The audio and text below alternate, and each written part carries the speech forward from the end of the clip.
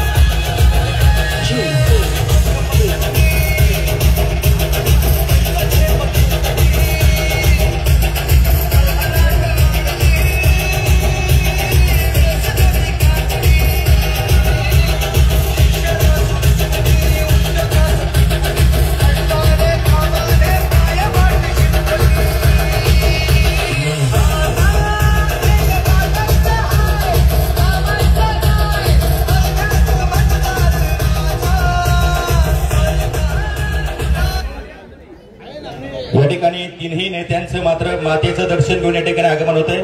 सगळ्या मान्यवरांना विनंती करतो, सगळ्या मान्यवरांना विनंती राहील, आपल्या खिशातील मोबाईल काढायचे, सगळ्यांनी आपल्या खिशातील मोबाईल काढायचे आणि टॉर्च चालू करायचा आहे. सगळ्यांना मित्र आपल्या हातातील मोबाईल काढा, खिशातील मोबाईल काढा, हात वर करा, मोबाईल काढा आणि टॉर्च चालू करा. सगळ्यांनी मोबाईल बाहेर काढायचे आहेत, सगळ्यांनी बाहेर काढायचे आणि टॉर्च चालू करायचा आहे, स्विच ऑन करायचं आहे. सगळ्यांनी मळगंगा मातेचं खरं तर दर्शन घेऊन महिला भगिनी औक्षण करतायत. महाराष्ट्र राज्याचे प्रदेश अध्यक्ष आणि महाराष्ट्राला लाभलेलं उत्तुंग व्यक्तिमत्व जयंत पाटील साहेब मात्र अगदी तिथे उपस्थित आहेत. त्याचबरोबर या ठिकाणी नगर दक्षिणचे लाडके लोकप्रिय सेलिब्रिटी खासदार डॉक्टर निलेश लंके साहेब उपस्थित आहे. आणि खरं तर शिवस्वराज्य यात्रेचे प्रवर्तक आणि शिरूर लोकसभा मतदारसंघाचे सेलिब्रिटी लाडके लोकप्रिय खासदार डॉक्टर अमोलदादा रामसेव कोल्हे साहेबांच्या ठिकाणी आगमन होत आहे. टॉर्च सगळ्यांनी चालू करायचे, हात वर करायचा आहे आणि डीजे वादकांना विनंती करायचं आहे, सुंदर असं गीत वाजवायचं आहे. सगळ्यांनी हात वर करायचे, सगळ्यांनी, आणि टॉर्च फिरवायचं, सगळ्यांनी टॉर्च फिरवायचा आहे, सगळ्यांनी टॉर्च फिरवायचा आहे, सगळ्यांनी टॉर्च फिरवायचा आहे, हात वर करायचे.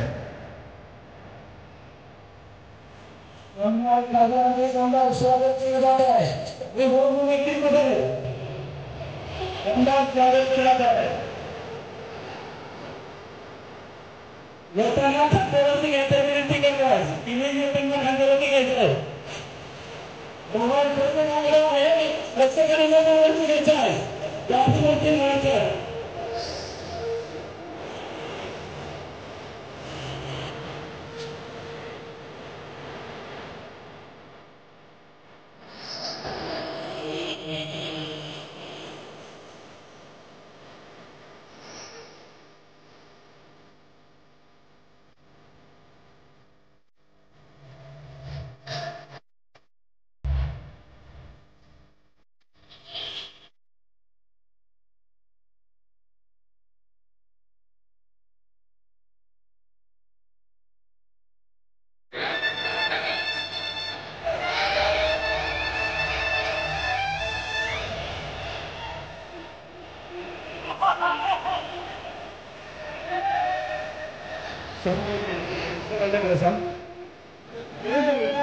नेत्यांचं आगमन झाले, खासदार अमोलदारांचं आगमन झाले. बोला छत्रपती शिवाजी महाराज की, बोला छत्रपती शिवाजी महाराज की. जयंत पाटील साहेब तुम आगे बढ़ो. विनंती करतो मान्यवरांना, आपण या ठिकाणी प्रतिमेचं पूजन करायचं आहे. मान्यवरांना विनंती करतो, बाकीचे आपण व्यासपीठावरती स्थानापन्न व्हायचं आहे. या ठिकाणी आपण पाहतोय दीप प्रज्वलन या ठिकाणी करतोय आणि त्याचबरोबर या ठिकाणी प्रतिमेचं पूजन या ठिकाणी करत आहोत. छत्रपती शिवाजी महाराजांच्या प्रतिमेचं आपण या ठिकाणी पूजन करतोय. आपण पाहतोय महाराष्ट्राला आपल्याला एक व्यक्तिमत्व आणि महाराष्ट्र राज्याचे प्रदेश अध्यक्ष आदरणीय जयंत पाटील साहेबांच्या शुभ हस्ते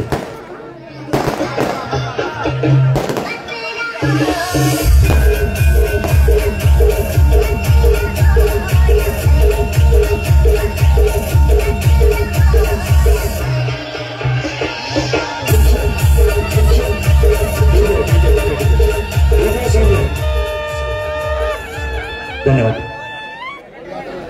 तुतारीच्या आवाजामध्ये आणि तुम्हा सर्वांच्या जल्लोषात नेत्यांचं स्वागत केलेलं आहे. रामकृष्ण हरी, बोला रामकृष्ण हरी. धन्यवाद. सगळ्यांना विनंती करतो जागेवरती बसून घ्या. स्टेजवरील मान्यवर जे आहेत ना, आपण सगळ्यांनी बसून घ्यायचं आहे विनंती. तुतारी चला बॅक साईड सगळेजण बसून घ्या विनंती करतो. सगळेजण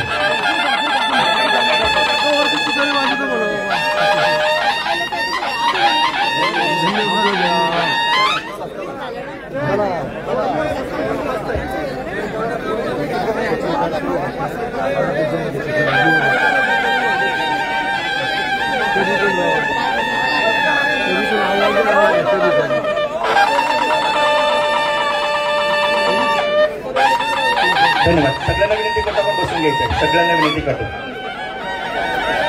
सगळ्यांना बसून घ्या विनंती करतो. बसून घ्या, सगळ्यांना विनंती करतो. ऑपरेटर विको कमी करा. ऑपरेटर तुतारी बाजू चला. सगळ्यांना विनंती करतो. राष्ट्रवादी काँग्रेस पक्ष शरदचंद्रजी पवार गटाच्या वतीनं शिवस्वराज्य यात्रा आणि निघोज गावामध्ये आजची ही खरतर शिवस्वराज्य यात्रा या ठिकाणी होत आहे. स्वाभिमानी निष्ठावंत मावळ्यांची आजची ही यात्रा या ठिकाणी संपूर्ण होत असताना खरतर शिरूर मतदारसंघाचे लाडके लोकप्रिय खासदार डॉक्टर अमोल लंके साहेबांच्या या ठिकाणी आगमन होते, ज्यांचं मनापासून स्वागत करतो.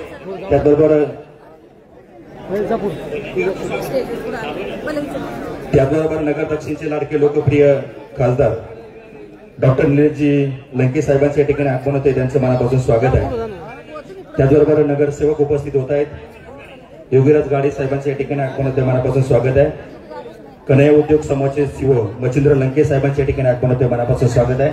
बॅक साईडच्या सगळ्या मान्यवरांना विनंती करतो, आपण बसून घ्यायचं आहे.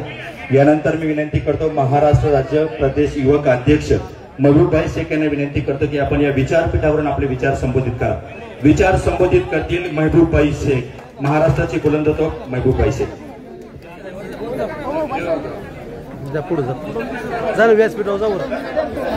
छत्रपती शिवाजी महाराजांचा अभिप्रेत असणार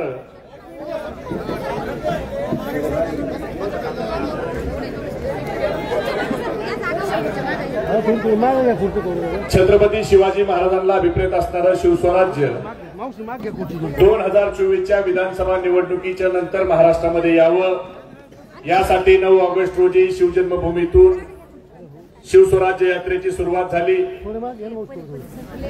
21 तारखेपासून उत्तर महाराष्ट्रात ही शिवस्वराज्य यात्रा जळगाव पासून याची सुरुवात झाली होती. आज समारोप हा पारनेर विधानसभा मतदारसंघात होतोय आणि या कार्यक्रमाला थोड्याच वेळात जे उपस्थित होणार आहेत ते राष्ट्रवादी काँग्रेस पक्षाचे प्रांताध्यक्ष, ज्यांनी राष्ट्रवादी काँग्रेस पक्ष हा पक्ष नाही तर तो एक परिवार आहे, ही भावना महाराष्ट्रातल्या तमाम कार्यकर्त्याच्या मनामध्ये रुजवली असे आदरणीय पवार साहेबांचे निष्ठावंत सेनापती आदरणीय जयंत पाटील साहेब व्यासपीठावर उपस्थित, ज्यांनी छत्रपती शिवाजी महाराज आणि छत्रपती संभाजी महाराजांचा खरा इतिहास आपल्या अभिनयाच्या माध्यमातून घराघरापर्यंत पोहोचवला असे डॉक्टर अमोलदादा कोल्हे व्यासपीठावर उपस्थित, आपल्या सर्वांचे लाडके नेते आणि ज्यांनी नुकतंच लोकसभेत प्रवरा नगरच्या डॉक्टरला चांगलं इंजेक्शन दिलंय असे आपले सर्वांचे आवडते खासदार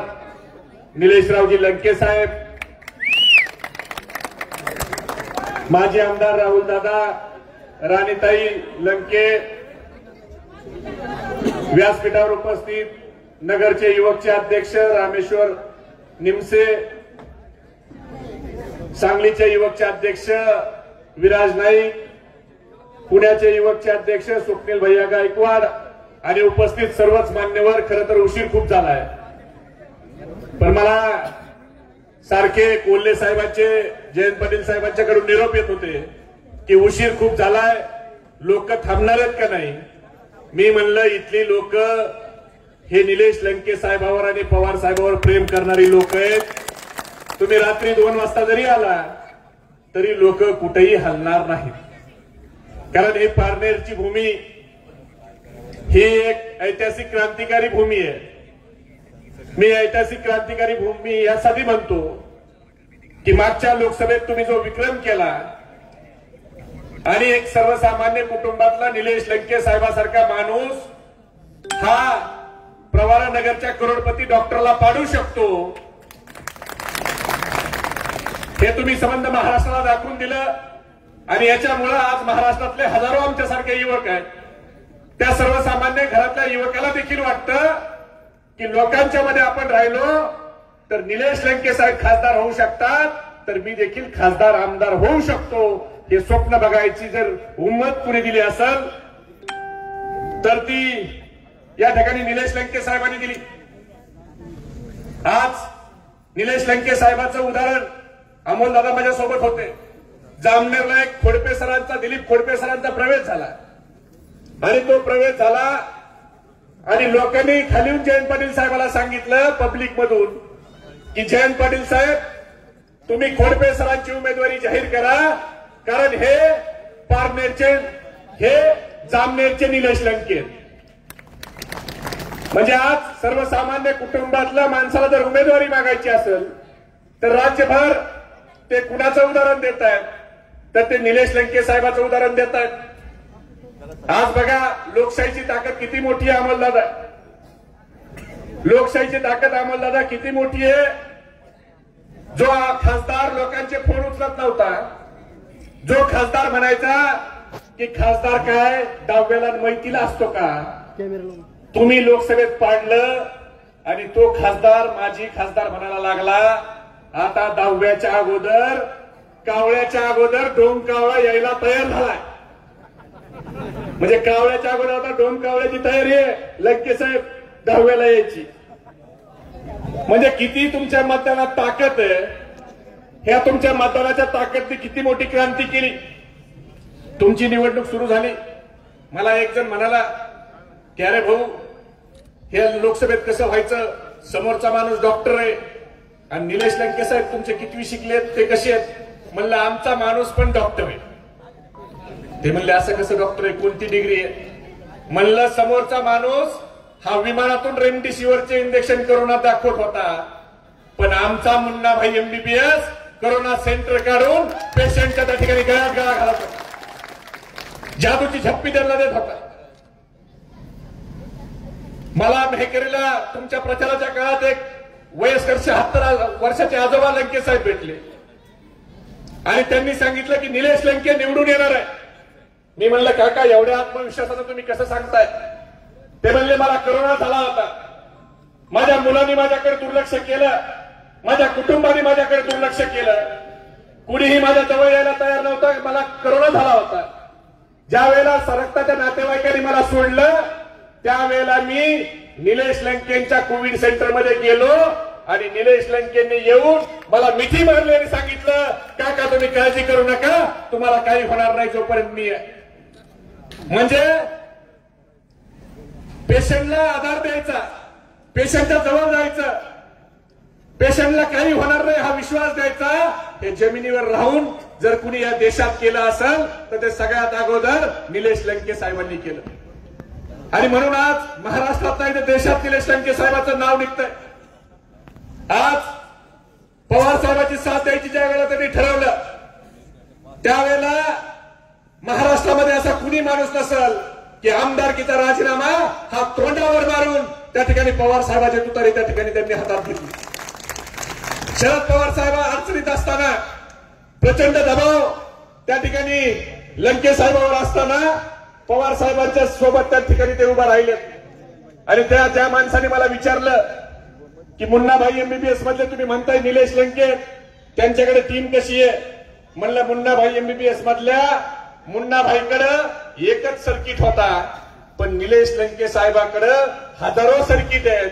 एका रात्रीत दवाखाना उभा राहतोय. एका रात्रीत सामाजिक कोणतंही काम करायचं असलं तर लंके साहेबांची टीम त्या ठिकाणी करते. मित्रांनो आज आपण बघतोय निवडणूक ही विकासावर होत नाहीये, रोजगारावर होत नाही, महागाईवर होत नाही, बेरोजगारीवर होत नाही. आता निवडणूक ही जातीपातीवर घेऊन जायचं काम सुरू झालंय. एक भारतीय जनता पार्टीचा आमदार आहे. त्या आमदाराची सगळी उंची 1.5 फुटाची नाही पण तो आमदार महागाईवर बोलत नाही, बेरोजगारीवर बोलत नाही. तो आमदार कोंबडी चोराचा पोरगा, छोटा कोंबडी चोर. तो आमदार आज मुस्लिम समाजाबद्दल वाईट बोलतोय. लोकसभेच्या निवडणुकीत त्यांनी ओबीसी मराठा वाद लावायचा प्रयत्न केला. आता हे हिंदू मुस्लिम वाद लावायचा प्रयत्न करतायत. पण जे लोक हिंदू मुस्लिम वाद लावायचा प्रयत्न करतायत त्या लोकांना मला एवढंच सांगायचंय कि ना मंदिर की बात हो ना मस्जिद की बात हो, ना मंदिर की बात हो ना मस्जिद की बात हो, युवा बेरोजगार है पहले उसके निवालों की बात हो. मेरे नींद को दिक्कत ना भजन से है ना अदान से है, मेरे नींद को दिक्कत ना भजन से है ना अदान से है, मेरे नींद को दिक्कत मरते हुए जवान और खुदकुशी करते किसान से है. आज शेतकरी आत्महत्या करतोय, जवान मरतोय पण हे सरकार जातीपातीत राजकारण लावण्यात व्यस्त आहे. खरं तर लंके साहेबाचा पहिल्या वाढदिवसाला मी आलो होतो अमोलदादा. त्यावेळेला एक केकवाला आहे, काय नाव आहे हो त्याचं, त्या केकवाल्यालाच खरं स्वागत करायला पाहिजे. पहिल्या वाढदिवसाला आलो त्यावेळेला त्या शिंगानेनी विधान भवनाचा केक आणला आणि निलेश लंके साहेब विधान भवनात गेले आणि मागच्या वर्षीच्या वाढदिवसाला त्या बाबानं विमानाने संसदेचा केक आणला आणि हे दिल्लीला गेले. तसं निलेश लंके साहेबांचं आयटीआय झालेलं आहे. त्यामुळे कोणता नट कुठं टाईट करायचा, कोणता पाना कुठं लावायचा हे नेत्याला चांगलं माहिती आहे. कुठं कोणत्या गिअरमध्ये गाडी गेली पाहिजे, कुठं कोणतं काम कसं करून घ्यायचं हे जर सगळ्यात चांगलं कुणाला मला वाटतं पुढाऱ्यात समजलंय तर ते निलेश लंके साहेबांना समजलंय. म्हणजे लोकांच्यासाठी अहोरात्र उपलब्ध असणारा असा नेता ज्याचं राज्यात नाव निघतंय त्या नेत्यांना आपण सगळे साथ देताय.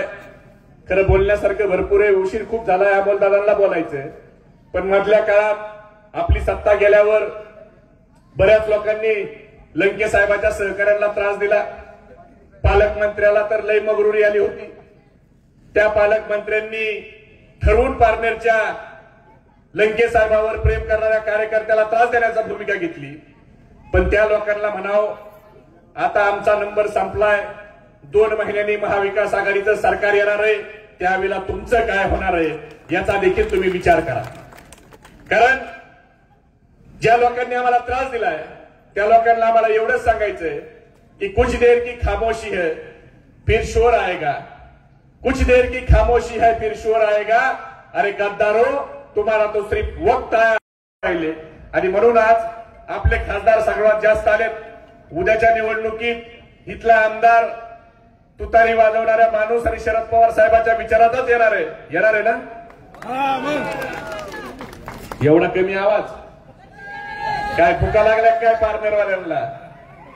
कोल्हे साहेब म्हणतील मी निलेश लंके साहेबांच्या मतदारसंघातच आलोय का माझा रस्ता चुकला दुसरीकडे सभा चालली. नाही बरोबर आहे. एवढा कमी आवाजात कसं व्हायचंय. पवार साहेबांच्या विचाराचा आमदार निवडून येणार आहे का. मग मी घोषणा देतो, हात वर करून घोषणा द्या. शेजाऱ्याकडे लक्ष ठेवा, ज्याचा हात खाली समजून घ्या. विरोधी पार्टीचा एखाद दुसरा खबऱ्या आपल्याकडे आलाय का काय ऐकायला.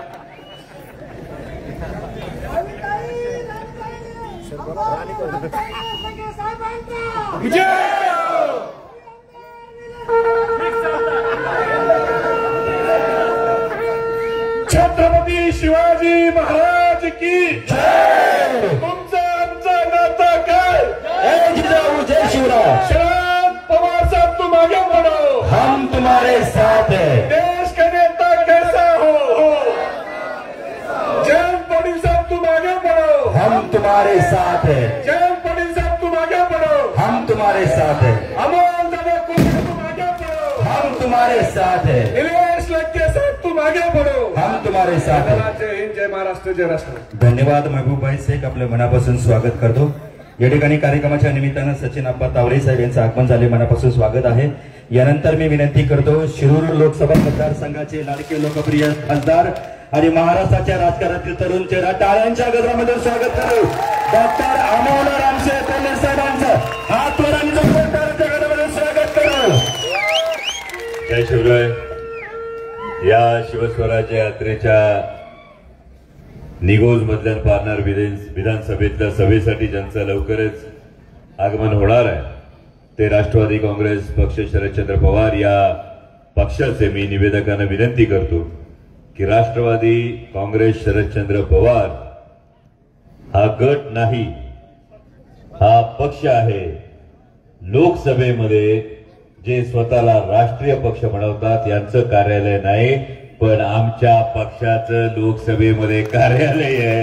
त्यामुळे राष्ट्रवादी काँग्रेस शरदचंद्र पवार पक्षाचे प्रदेशचे अध्यक्ष नामदार जयंतरावजी पाटील साहेब, जिल्ह्याचे अध्यक्ष राजेंद्र तात्या फाळके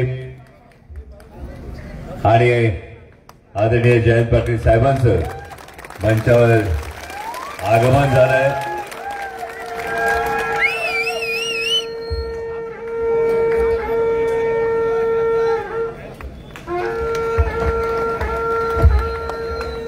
मंचावर उपस्थित असणारे युवकचे प्रदेशचे अध्यक्ष महबूबभाई शेख, विद्यार्थीचे प्रदेश अध्यक्ष सुरेंजी गव्हाणे, जिल्ह्याचे युवकांचे अध्यक्ष माझे स्नेही स्वप्नील भैया गायकवाड, माजी आमदार राहुलजी जगताप, रामेश्वरजी निमसे, बाबाजी तरटे, सुवर्णाताई दाडगे, आमच्या भगिनी राणीताई लंके, उपस्थित असणारे सगळेच मान्यवर, आजी माजी पदाधिकारी, पत्रकार बांधव आणि आपण सगळेजण. खरं तर मी जयंत पाटील साहेबांना विनंती केली होती की उद्याचे बरेच कार्यक्रम आहेत, तब्येत ठीक नाही, त्यामुळे आपण मला परवानगी द्यावी. त्याची दोन कारणं होती. त्याचे एक महत्वाचं कारण म्हणजे आता शिवस्वराज्य यात्रा आपण सुरू केली, पण आमच्या भगिनी राणीताईंनी लोकसभा निवडणुकीच्या आधीच अख्खी शिवस्वराज्य यात्रा करून झाली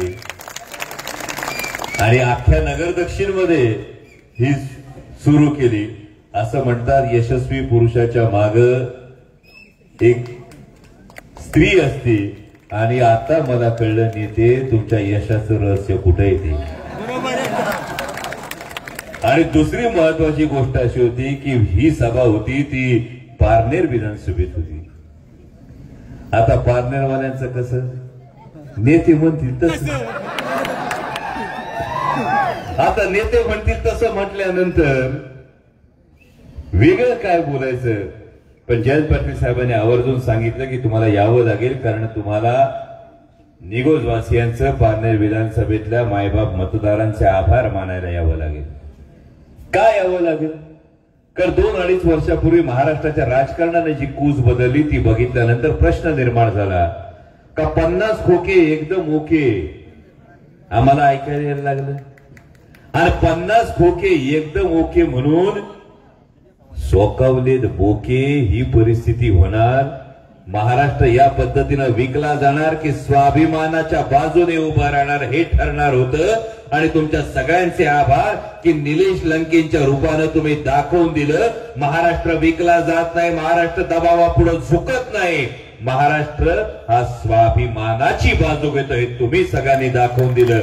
म्हणून तुमचं मनापासून मी आभार मानतो, मनापासून ऋण व्यक्त करतो आणि त्यासाठी इथं आलो. आता येणाऱ्या विधानसभेत तर तुम्हाला दाखवून द्यावं लागेल. आता एवढं सरकार म्हणतंय आमची लाडकी बहीण, इथं येऊन मी सांगतोय आमची लाडकी बहीण.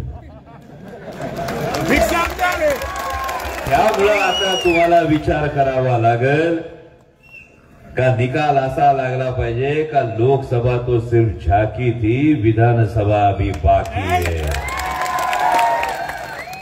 कारण या दाम्पत्याचा जो एक त्याग आहे सातत्यानं, म्हणजे मी येताना नेत्यांना अनेकदा हा प्रश्न विचारतो, मला नेते जेव्हा भेटतात तेव्हा विचारतो.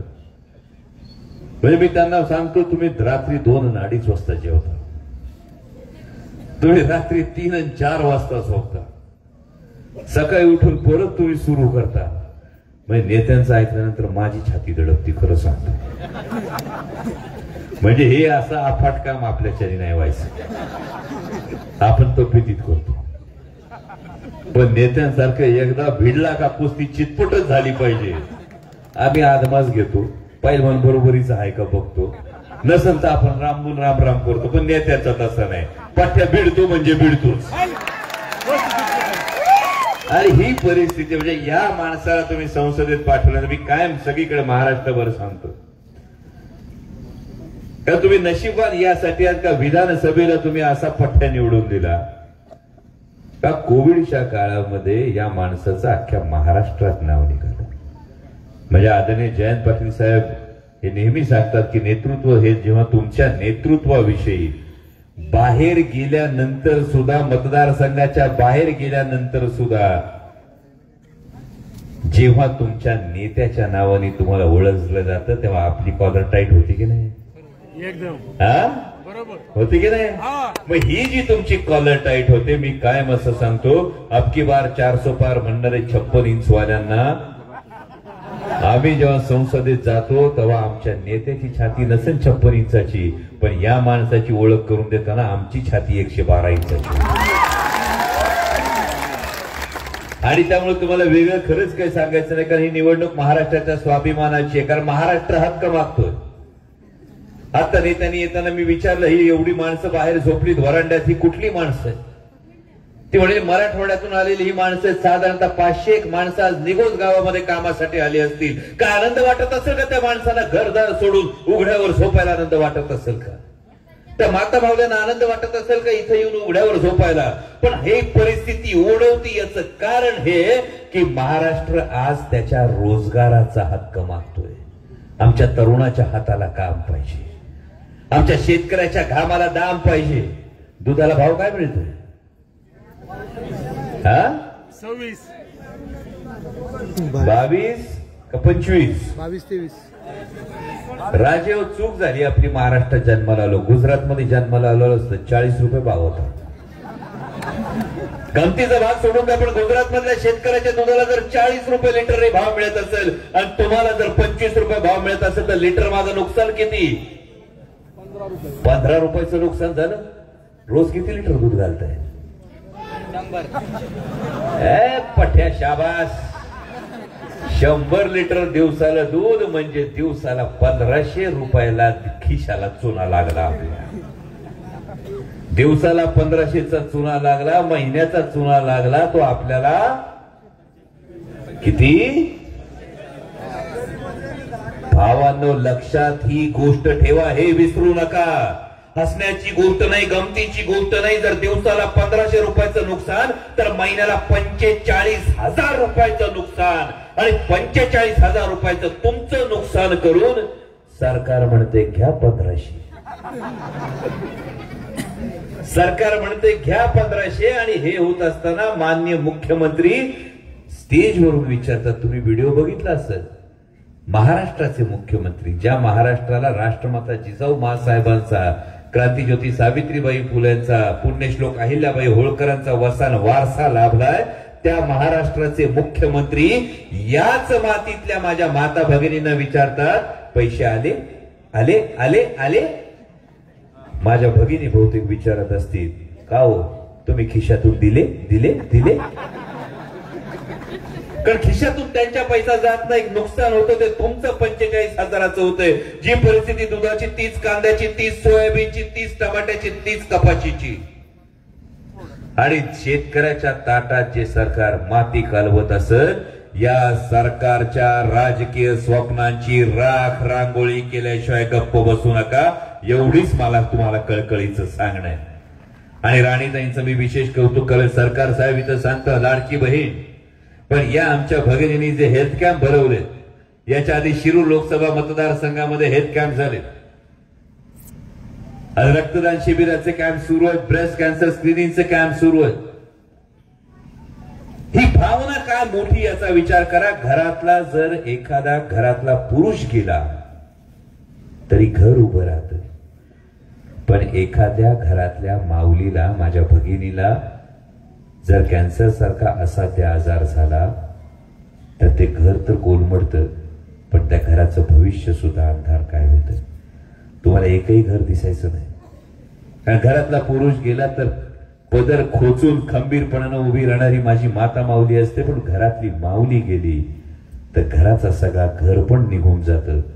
आणि ब्रेस्ट कॅन्सरचा जो आजार आहे हा पूर्णपणे बरा होणारा आजार आहे.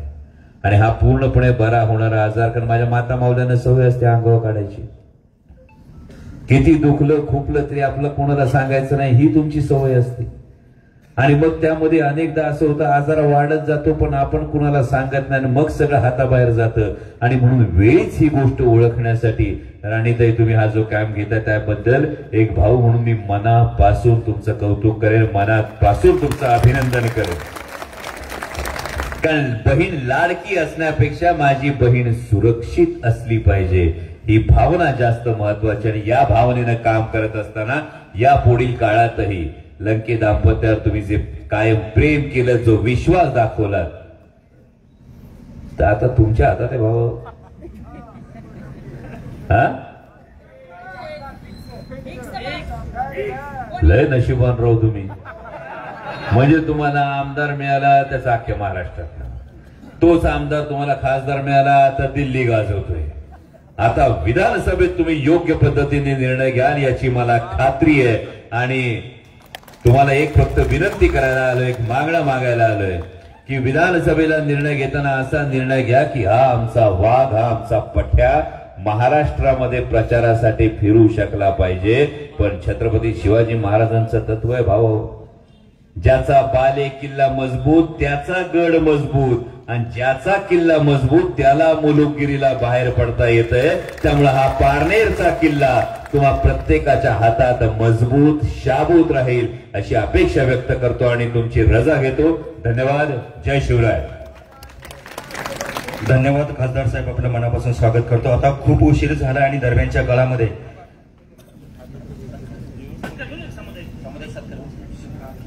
या ठिकाणी आजच्या कार्यक्रमाची प्रमुख उपस्थिती जयंत पाटील साहेबांचं आगमन या ठिकाणी झालंय. जोरदार टाळ्यांच्या गजरामध्ये स्वागत करूया. महाराष्ट्राला लाभलेलं एक उत्तुंग अभ्यासू व्यक्तिमत्व, एक सार्वजनिक सन्मान आपण सगळ्यांचा घेतोय. मी विनंती करतो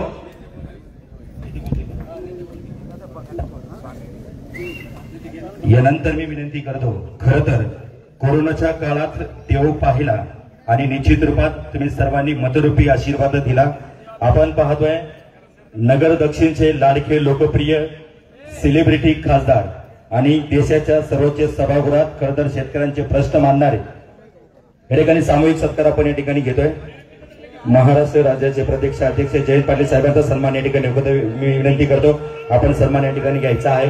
त्याचबरोबर सेलिब्रिटी खासदार डॉक्टर अमोलदादा कोल्हे साहेबांचा सन्मान या ठिकाणी होतोय. त्याचबरोबर या ठिकाणी डॉक्टर निलेशजी लंके साहेबांचा सन्मान या ठिकाणी होतोय. त्याचबरोबर या ठिकाणी पुस्तक प्रकाशन आपण करतोय. सन्माननीय स्वप्नीलदादा राजे, बाबाजी तनपुरे यांचे चिरंजीव यांच्या पुस्तकाचं प्रकाशन आपण या ठिकाणी करतोय. आपण समोर यायचं आहे. त्याचबरोबर या ठिकाणी नियुक्तीपत्र आपण देतोय. किरण किसन तराळ आपण देखील समोर यायचंय आणि आपली जिल्हा उपाध्यक्षपदी निवड झाली, आपण समोर यायचं आहे. प्रयत्न या पुस्तकाचं आपण प्रकाशन करतोय.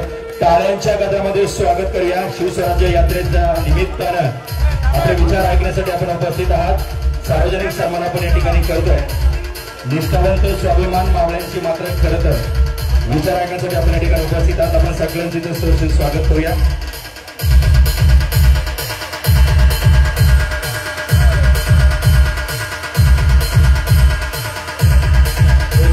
या ठिकाणी ऐश्वर्या भाऊसाहेब तोसरकर यांना मात्र जिल्हा उपाध्यक्षपदी निवड झालेली आहे. मी विनंती करतो मान्यवरांना आपल्या हस्ते मात्र या ठिकाणी निवेदन दिलं जात आहे, नियुक्ती केली जात आहे.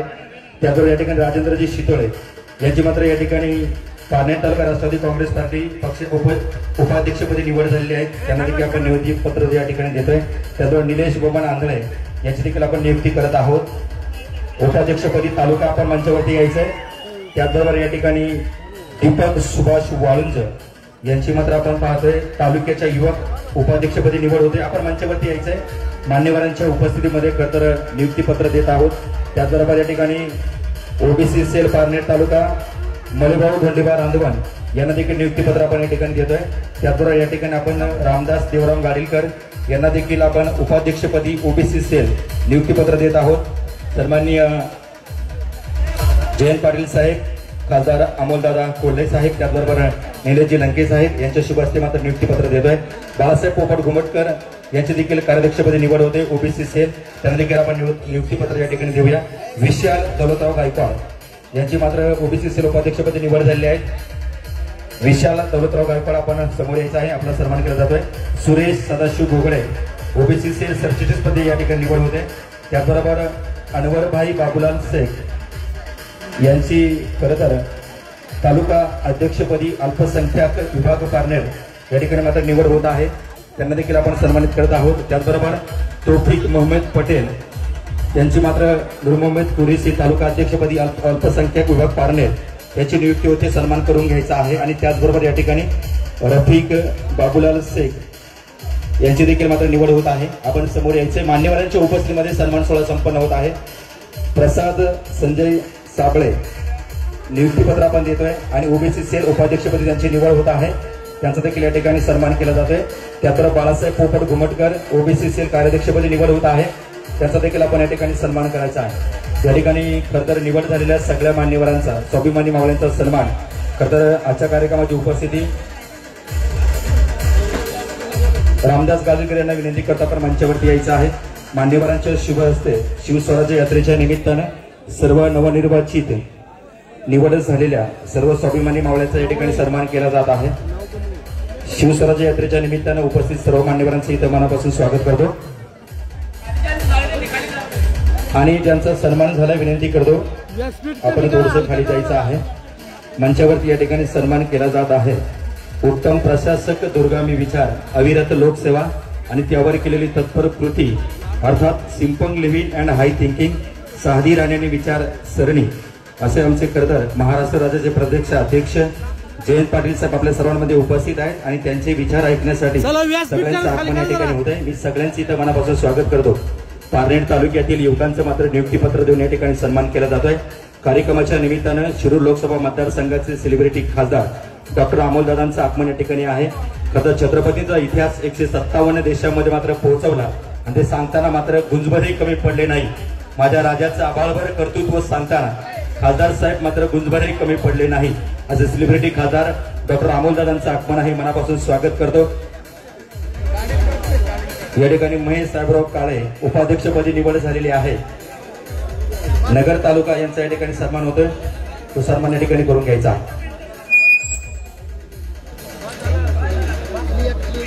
रोहिदास कर्डिले नगर तालुका राष्ट्रवादी काँग्रेस यांचा सन्मान या ठिकाणी केला जातोय. सन्मान सगळ्यांचे झालेले आहे. सगळ्यांचा सन्मान या ठिकाणी मान्यवरांच्या शुभ हस्ते या ठिकाणी झालेला आहे.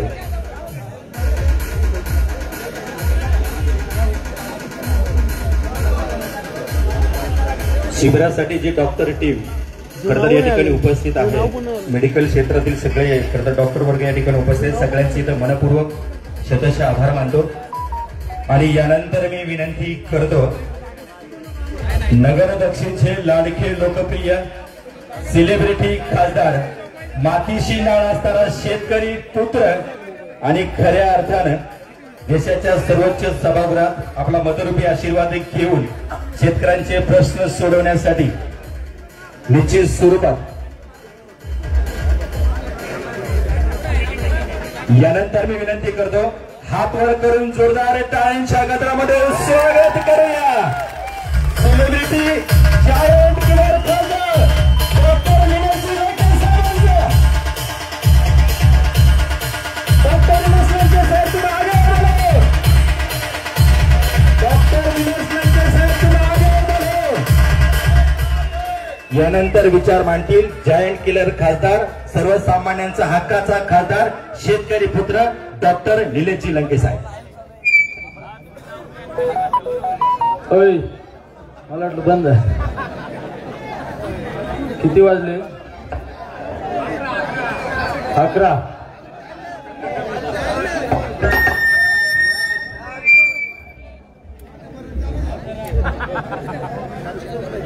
11 वाजले. आले किती वाजता? 6 वाजता. आणि इतक्या वेळ बसले, काय आहे का नाही? मी जयंत पाटील साहेबांना म्हणलो, साहेब माझ्या मतदारसंघातला कार्यक्रम मी तुम्ही वेळेत चला. ते मला म्हणले, तू काय मतदारसंघ करतो ना, आज मी मुद्दाम लेट येतो. लोक तुझ्यासाठी थांबायचं का नाही बघायला, मीच मुद्दाम लेट येतो. आणि माझे लोक थांबतात. ते मला म्हणले, लोक थांबणारच नाही इतके वेळ. मी 11 वाजेपर्यंत कोण थांबणार आहे? मला आधी विचारलं किती वाजता लोक येणार आहे? म्हणलं 6 वाजता लोक आलेच साहेब. मी फोटो दाखवला. आपला गरीब माणूस म्हणाला की फोटो दाखवला. ते मला म्हणले 6 वाजता ना तुझे लोक लई तर लई तुझ्या लय प्रेम तू गेलं ना, लोक 8 वाजेपर्यंत थांबत्या. मी म्हणलं साहेब तुम्ही 5 आले तरी लोक थांबत्या. त्याने थांबणार नाही साहेब, मी पैन जिंकलो. ह्या जनतेने एक सरपंच ते आमदार एक खासदार घडवलेला आहे ह्या जनतेने. आणि या ठिकाणी ही शिवस्वराज्य यात्रा साहेब तुमच्या नेतृत्वाखाली राज्यभर ज्यावेळेस फिरते आणि तिचा या निघोज मध्ये आपण 2019ला पण शिवस्वराज्य यात्रेची सभा याच ठिकाणी झाली. माग येऊ का? 2019च्या शिवस्वराज्य यात्रेची सभा सुद्धा याच माझ्या माता मळगंगेच्या प्रांगणात निघोज या ठिकाणी झाली होती. आणि तीच शिवस्वराज्य यात्रा आणि तीच तुमच्या नेतृत्वाखालची यात्रा 2024च्या यात्रेचा शिवस्वराज्य यात्रेची सभा सुद्धा याच माझ्या मळगंगा या मंदिराच्या प्रांगणात होत आहे. आणि त्या 2019च्या शिवस्वराज्य यात्रेच्या सभेमुळे या मतदारसंघात तर परिवर्तन झालं, पण राज्यात सुद्धा परिवर्तन झालं. आणि आज याच मळगंगाच्या प्रांगणात जी सभा होत आहे याचा सुद्धा परिवर्तन हे 2024च्या विधानसभेमध्ये दिसन. म्हणजे महाविकास आघाडीचं सरकार त्या ठिकाणी आलेलं दिसत. कारण आमच्या माता मळगंगेचा आशीर्वाद घेतल्यानंतर कधीच आपण या ठिकाणी अपयश आजपर्यंत कुणी पाहिलं नाही. त्यामुळे पहिला आपण माता मळगंगेचा आशीर्वाद, पहिला ज्याला आशीर्वाद मिळतो ना त्याला अडचणच येत नाही. कारण पहा लक फॅक्टर कसा आहे. आपण शिवस्वराज्य यात्रा आणि जनसंवाद यात्रेचा शुभारंभ आपण निघोज मध्ये केला होता. ती तारीख होती 6 ऑगस्ट. 6 ऑगस्ट. आणि आज 27 7 आणि 2 9 3 आणि 3 आणि 3 त्रिक आपला आकडा कोणचा आहे लक्की? 3. काय होणार आहे सगळ्यांना माहिती आहे. आणि इतक्या संख्येने या ठिकाणी उपस्थित म्हणल्यावर साहेब महाविकास आघाडीचा तुम्ही जो उमेदवार देता तो उमेदवार ही जनता सांगते कमीत कमी 1 लाख मतांनी निवडून आणणार का नाही?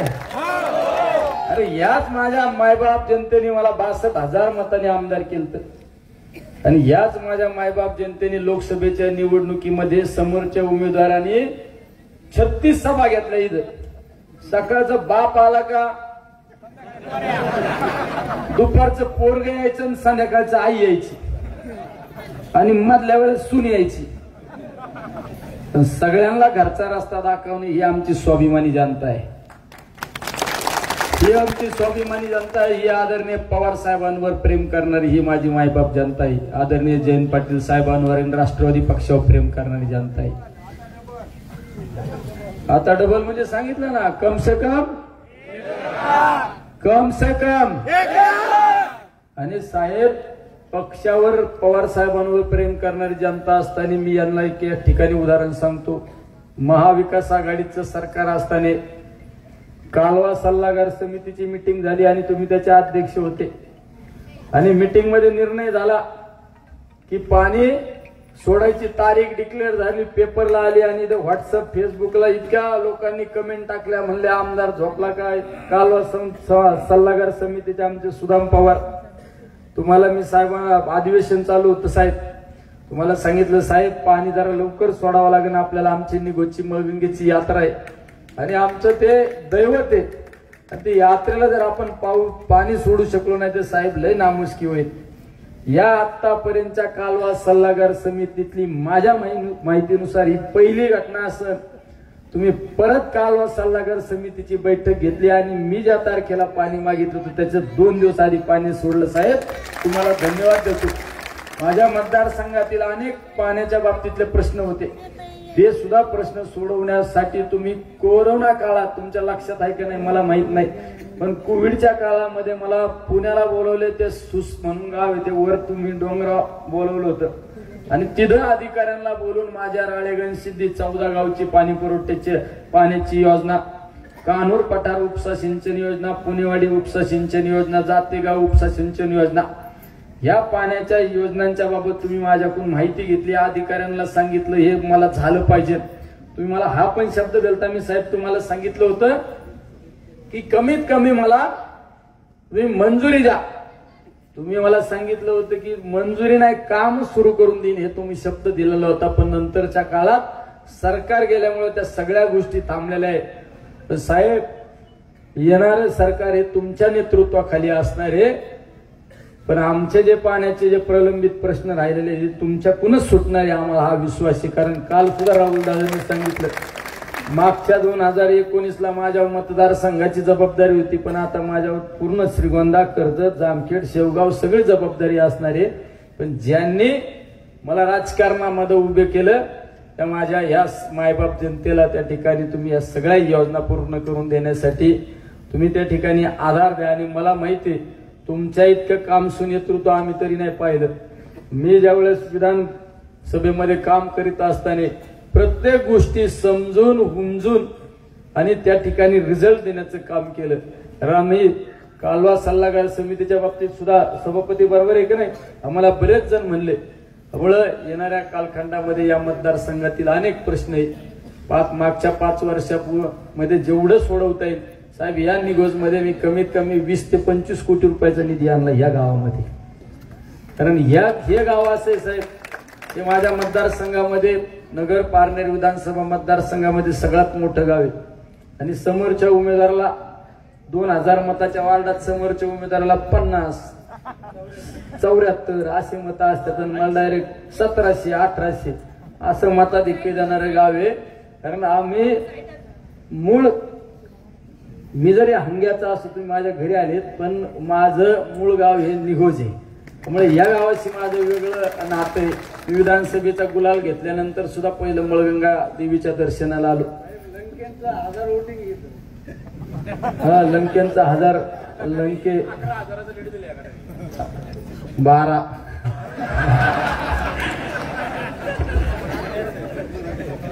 आणि मी लोकसभेच्या निवडणुकीला सुद्धा या माझ्या मळगंगा मातेचं दर्शन घेतलं आणि निवडणुकीच्या प्रचाराला सुरुवात केली होती. मुळे निश्चित या गावातील इतक्या उशिराची सभा म्हणजे या मतदारसंघातील परिवर्तन तर होणारच आहे, पण राज्यातलं परिवर्तन सुद्धा 100% होईना आम्हाला या ठिकाणी विश्वास आहे. तुम्ही या ठिकाणी इतका उशीर करून इतक्या धावपळीत आले. शेवट तुमचा पायगुण आमच्या निगोजमध्ये लागला, आम्ही धन्य झालो. अमोल कोल्हे साहेब सुद्धा या ठिकाणी आले. अमोल कोल्हे साहेब सुद्धा शिवस्वराज्य यात्रेला होते आणि त्यांचं आमचं त्या नदीच्या पलीकडे त्यांचा मतदारसंघ आहे. म्हणजे हा आवाज त्यांच्या मतदारसंघात जात असेल, त्यांच्या मतदारसंघातले सुद्धा 20% लोक इथं बसलेले असतात. हा बघा आहेत बसलेले. मुळे कोल्हे साहेब सुद्धा इतक्या गडबडीत होते, त्यांना म्हणलं निघोजला यावं लागेल साहेब. ते निघोज तर माझं प्रेमाचं गाव आहे, मला वाटलं दुसरीकडे सभा आहे, म्हणले चल. ते सुद्धा आले, आमचे तात्या सुद्धा या ठिकाणी आले. हा मतदारसंघ आहे ना साहेब, माझ्या जेवढं प्रेम करतो ना तेवढं आमच्या तात्यांवर प्रेम करतो. विचारा म्हणजे तात्यांवर, कारण सगळ्यांना माहिती आहे मास्टर माइंड. माझ्या राजकीय निर्णयात तात्यांची भूमिका सगळ्यात महत्वाची असते. म्हणजे तात्याचा निशाणा म्हणजे लय अचूक निशाणा असतो. कमी बोलणार पण कार्यक्रम फिट लावतात. तुमच्यात तालमीत तुमचा डायलॉगच आहे ना, सही का नाही? तुम्ही जरा संयमी शांत आहे, तुमच्या नंतर तात्या आहे. मी संयम शांतता मी लय कवचित पाळतो साहेब. मी जर संयम शांत पाळला असतं तर मला डायरेक्ट इथून बाडबिस्तरच काढून दिला असतो काढून. आता तुम्ही बरोबर शोधलं ना आम्हाला. साहेबांनीच सुरुवात करून दिली बरं का मला. गोडीत मला वाटतं साहेबांचं लयच प्रेम आहे मला. इकडे जरा विधानभवन अधिवेशन चालू. म्हणलं काय साहेब, जरा लोकसभेचं काय करायचं. म्हणलं तुम्ही एवढा मोठा आहे का, जरा लढावं लागेल ना. मी म्हणलं साहेब मला नाही जोडायचं. हो साहेब, म्हणलं मला नाही जोडायचं साहेब. त्यांनी का बरं तुलाच जोडणार आहे. म्हणलं माझी लय अवघड परिस्थिती. त्यांनी काय म्हणलं मला विमानात जाण्यापासून अडचणी. म्हणलं ते विमानाचं आपलं टायमिंगचं कधी जुळत नाही. टायमिंगचं आपलं जुळत नाही. टायमिंगचं आपलं जुळत नाही. आणि ते 1000 ठिकाणी चेक करतात काय आपण गुन्हेगार आहे का. मला काय पाठवू नका. आणि संसदेत गेला मला तर काहीच कळायचं नाही. मी ते विमानतळा उतरल्यावर मला तर संसदच सापडायचं नाही. मी आपण म्हणलं जुळलं तर जुळलं. म्हणजे त्यांना वाटलं त्यांनी ओळखलं नाही म्हणलं ते मला माहिती तू कसं. त्यांनी साहेबांना आमची तक्रार केली आणि यांनी बरोबर मला फसवून नेलं. आणि त्यांना माहित होतं, शोधलं होतं. ते म्हणले याला कार्यक्रम इंजेक्शन परफेक्ट देऊ शकतो ना आमच्या महबूब भाईच्या भाषेत तर निलेश लंकेत देऊ शकतो. त्यात दुसऱ्याचं इंजेक्शनच लागू नसतं पडलं खरं. पण लय त्रास दिलाय आम्हाला बरं का साहेब. पण सरकार आपलं आलं जरा आमच्या पद्धतीने थोडा आम्हाला फ्री हँड द्यावा लागेल.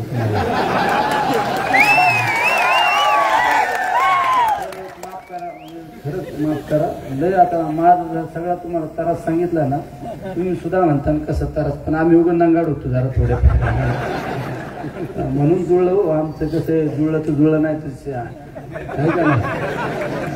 म्हणजे आम्हाला आमच्या पार ऍक्सिडेंट घडवण्यापर्यंत प्रयत्न केले या लोकांनी. हे काही एवढे सोपे नाही साहेब. हे निकट माणसं आहेत. चला आमच्या माता मौलिंगेचा आशीर्वाद होता, आई मोठ्या देवीचा, आई वैष्णोदेवीचा आशीर्वाद होता म्हणून जुळलं. आणि तुमच्यासारख्याने ताकद तितकी भयानक मोठ्या साहेबांनी ती किती सभा घेतल्या. तर आपल्यासारखं मी आज उगा खासदार झालो तर माझा विश्वास बसत नाही साहेब. हा महबूब भाई खरे संसदेत गेलो म्हणजे आले हे लोक तर टीव्हीवर बघत होतो आपण प्रत्यक्ष. अखिलेश यादव एक दिवस आमच्या चहा प्यायला बसले, ताईंबरोबर बसलो. मला माणसाला टीव्हीवर लय वेळा बघितलं. अखिलेश यादव जे टीव्हीवर बघत होतो ते आमच्या बरोबर बसायला मिळालं ते तुमच्यामुळं. राहुल गांधी आम्ही टीव्हीवर बघायचो माग पुढं बॉडीगार्ड पोलीस लोक ताफा. मी एक दिवस आमच्या इकडलेच लोक आले मला म्हणले अरे यांच्या बरोबर फोटो जुळन का. मी पाहिजे होतो राहुलजी जरा फोटो काढायचे ते थांबले. त्यांना वाटलं अरे याचीच छाप झाली इकडे. एक दिवस तर किस्सा सांगतो तुम्हाला आपल्या अमित शहा साहेबांचा. आम्हाला तुमच्यामुळे आम्ही इकडे जरा शिकलो होतो ना 5 वर्ष विधान भवनात. आम्ही ते लॉबीत थांबलो होतो. तिकडून ते काळ्या कपड्यावाले गार्ड लोक आपल्याकडे पोलीस असतात आणि तिकडे काळ्या कपड्याला इथं पण असतात सफारीवाले. ते आले व्हा बाजूला आम्हाला वाटलं कोणतरी आलाय बरं का मासा. आम्ही बघत होतो अमित शहा. मी आपले भगरे गुरुजी होते, बजरंग बाप्पा होते आणि कल्याण काळे होते. यांच्यात तसा थोडा अनुभवीच आहे ना. मी पहिल्यांदाच येत ना. पण मी पहिलं 5 वर्ष तुमच्या तालमीत आमदार होतो. आता खासदार यांना म्हणलं जरा फोटो काढायचे कसं काय जुळण राव आपलं. मी थांबा तुम्ही काय काळजी करता. अमित शहा चालले लो साहेब जरा फोटो काढायचा. आणि आपले हे कल्याण काळे हेच होते म्हणलं फोटो काढायचा. त्यांनी या ना. त्यांना ओळख करून दिली मी. म्हणजे आमचे बजरंग बाप्पा आहेत. हे पंकजाताईंना पाठवून आले. हे आमचे भगरे गुरुजी आहेत म्हणलं. ते भारती पवारांना पाडून आले. आणि आमचे काळे साहेब आहेत ते रावसाहेब दानवेंना पाडून आले. आणि म्हणलं मी विखेंना पाडून आले. ते मला अरे फोटो काढायला आमचा एक फोटो नाही का व्हायरल झाला. ते म्हणलं तुझ्यातलं डिरिंग आहे मला म्हणले डिरिंगचं काय आहे. हे पण 21 लाख लोकांतून निवडून आलोय. आपण काय मागच्या दाराने आलो का. आपण पण 21 लाख लोकांतूनच निवडून आलोय. यांचं उगा बहुमत झाले 5-25 खासदार जे असाले म्हणून यांच्या मागे पुढे लोक येणार यात. आपलं बहुमत झालं असतं तर आपल्या पण मागे पुढे लोक हिंडले असते, पण हे थोड्या दिवसात आपल्या पण मागे पुढे हिंडतात ना. तुम्ही काय काळजी करता? म्हणजे शेवट हे सगळे दिवस पाहायला मिळाले साहेब तुमच्यामुळं. पण निश्चित या मतदारसंघातील लोकांचा मागच्या 5 वर्षापूर्वी जसा विश्वास सार्थकी ठरवला, पुढल्या 5 वर्षामध्ये सुद्धा माझ्या नगर दक्षिण लोकसभा मतदारसंघातील सर्व जनतेचा विश्वास सार्थकी ठरवण्याचं काम करणार आहे. त्यासाठी तुमची ताकद महत्वाची, कारण या राज्यामध्ये महाविकास आघाडीचं सरकार येणार ही काळ्या दगडावरली पांढरी रेष ते सगळ्यात या ठिकाणी सांगतो. कारण ही जनता सांगते. आज रात्री सुद्धा आपण श्रीगोंद्यात किती 11 वाजे राहून झाला, 11 वाजता सुद्धा इतक्या मोठ्या प्रमाणात आता हे मोठ्या लोकांच्या आज नगरला शिर्डीला सभा होती, राज्याचे सगळे प्रमुख नेते होते साहेब, सगळे बळेच नेले. अंगणवाडी सेविका, मदतनीस, त्यांना सांगितलं या नाही तर तुम्हाला सस्पेंड करू, ग्रामसेवक, तरी लोक गोळा नाही झाले, लोक निघून आले. ही सगळी जनता फुकटची आहे जनता. हे फक्त तुमच्या आदरणीय पवार साहेबांवर प्रेम करते, कारण त्यांना माहिती आहे शेतकऱ्यांचा नेता आणि शेतकऱ्यांचा पक्ष ते असेल म्हणजे ते म्हणजे आदरणीय पवार साहेब, राष्ट्रवादी पक्ष असणार आहे. आमच्या दुधाच्या बाबतीत सुद्धा मी ज्यावेळेस फिरलो त्यावेळेस माझ्या समोर 2 प्रश्न आले, दूध आणि कांदा. मी पहिलं संसदेमध्ये प्रश्न जो मांडला असेल की माझ्या दूध उत्पादक शेतकऱ्यांच्या उत्पादन खर्चावर बाजार ठरला पाहिजे, 40 रुपये लिटर कमीत कमी बाजार भाव दिला पाहिजे, ही मागणी केली. मी आंदोलन केलं, उपोषण केलं आणि तुम्ही उपोषण सोडवलं. पण या सरकारच्या आड कातड्याच्या सरकारने काही कारवाई केली नाही साहेब. पण आपलं सरकार येणार आहे, माझी तुम्हाला दुसरी काही मागणी नसणार आहे. आपल्या सरकारमध्ये पहिल्याच मीटिंग मध्ये तुम्ही कॅबिनेट मध्ये ठराव करायचा, कमीत कमी माझ्या दूध उत्पादक शेतकऱ्याला 40 रुपये लिटर दुधाचा भाव मिळाला पाहिजे, ही माझी त्या ठिकाणी तुमच्या आग्रहाची मागणी असणार आहे. आमच्या कांद्याला हमी भाव मिळाला पाहिजे, कांद्याचे भाव टिकून राहिले पाहिजे. या सगळ्या मागण्या सगळ्यात आमच्या येणाऱ्या कालखंडामध्ये पुढील कालखंडात असणार आहे. आमच्या घरकुलाचा सुद्धा प्रश्न मांडला साहेब. मी कमीत कमी 4.5 लाख रुपये, 4 लाख रुपये पाहिजे, 1.5 लाख रुपये मिळाले तो घरकुलाला, ते सुद्धा वाढले पाहिजे. कारण आम्ही ग्राउंड लेवलचे कार्यकर्ते काम करणार, त्याच्यामुळे आम्हाला छोट्या छोट्या अडचणी माहिती आहे. अरे तुम्हाला अधिवेशनातलं तर पहिल्या झटक्यात माझ्या अख्ख्या निवडणुकीत आरोप केला तर याला इंग्रजी येते का, याला काय येते की भाषा. पण मी पहिल्या झटक्यात इंग्रजीत शपथ घेतली होती, त्यामुळे आता लोक बरेच माझ्या संग इंग्रजीतच बोलायचे असतात. मला अरे येड्यांना दिल्लीत गेल्यावर बोलायचं असतं, आपली भाषा आहे का नाही. पण शेवट हे पारण्याची माती स्वाभिमानी साहेब, कुणी दिवाचं ना कुणी डावचावलं ना त्याला उत्तर दिल्याशिवाय आम्ही शांत बसत नाही. हे कारण आमची माती ही आदरणीय सेनापती बापट या मातीतले आदरणीय अण्णासाहेब हजारेंनी कायदा केला, संसदेमध्ये दिल्लीला झुकवण्याचं काम केलं. त्या मतदारसंघामध्ये आमची राजकीय पार्श्वभूमी सुरू झाल्यामुळं निश्चित आम्ही येणाऱ्या म्हणजे संसदेमध्ये सुद्धा अनेक प्रश्न मांडण्याचं काम केलं. त्यामुळं तुम्ही या ठिकाणी उशीर झाला तर माझंच बऱ्याच वेळ भाषण चालतंय. साहेब ही जनता तुम्हाला हे सांगून जाते का आता विधानसभेमध्ये महाविकास आघाडीचा उमेदवार कम से कम 1 लाख मताने, आणि हे बोलले हे माझं वाक्य नाही, यांचं वाक्य आहे. निलेश लंके जे बोलतो तेच करतो आणि जे करतो तेच बोलतो. जय हिंद, जय महाराष्ट्र. धन्यवाद लंके साहेब, आपलं मनापासून स्वागत. खरं तर जयंत पाटील साहेबांचं तोंड भरून कौतुक या ठिकाणी केलेलं आहे. यानंतर मी या ठिकाणी विनंती करतो, आजच्या कार्यक्रमाची प्रमुख उपस्थिती महाराष्ट्र राज्याचे प्रतीक्षा अध्यक्ष, स्वाभिमान आमचा नेता, महाराष्ट्र राज्याचा टाळ्यांच्या गजरामध्ये स्वागत करू जयंत पाटील साहेबांचं. हातवर जोरदार टाळी. जयंत पाटील साहेब तुम आगे बोलो. रामकृष्ण हरी. जयंत पाटील साहेब तुम आगे बोलो. शरदचंद्रजी पवार साहेबांचा.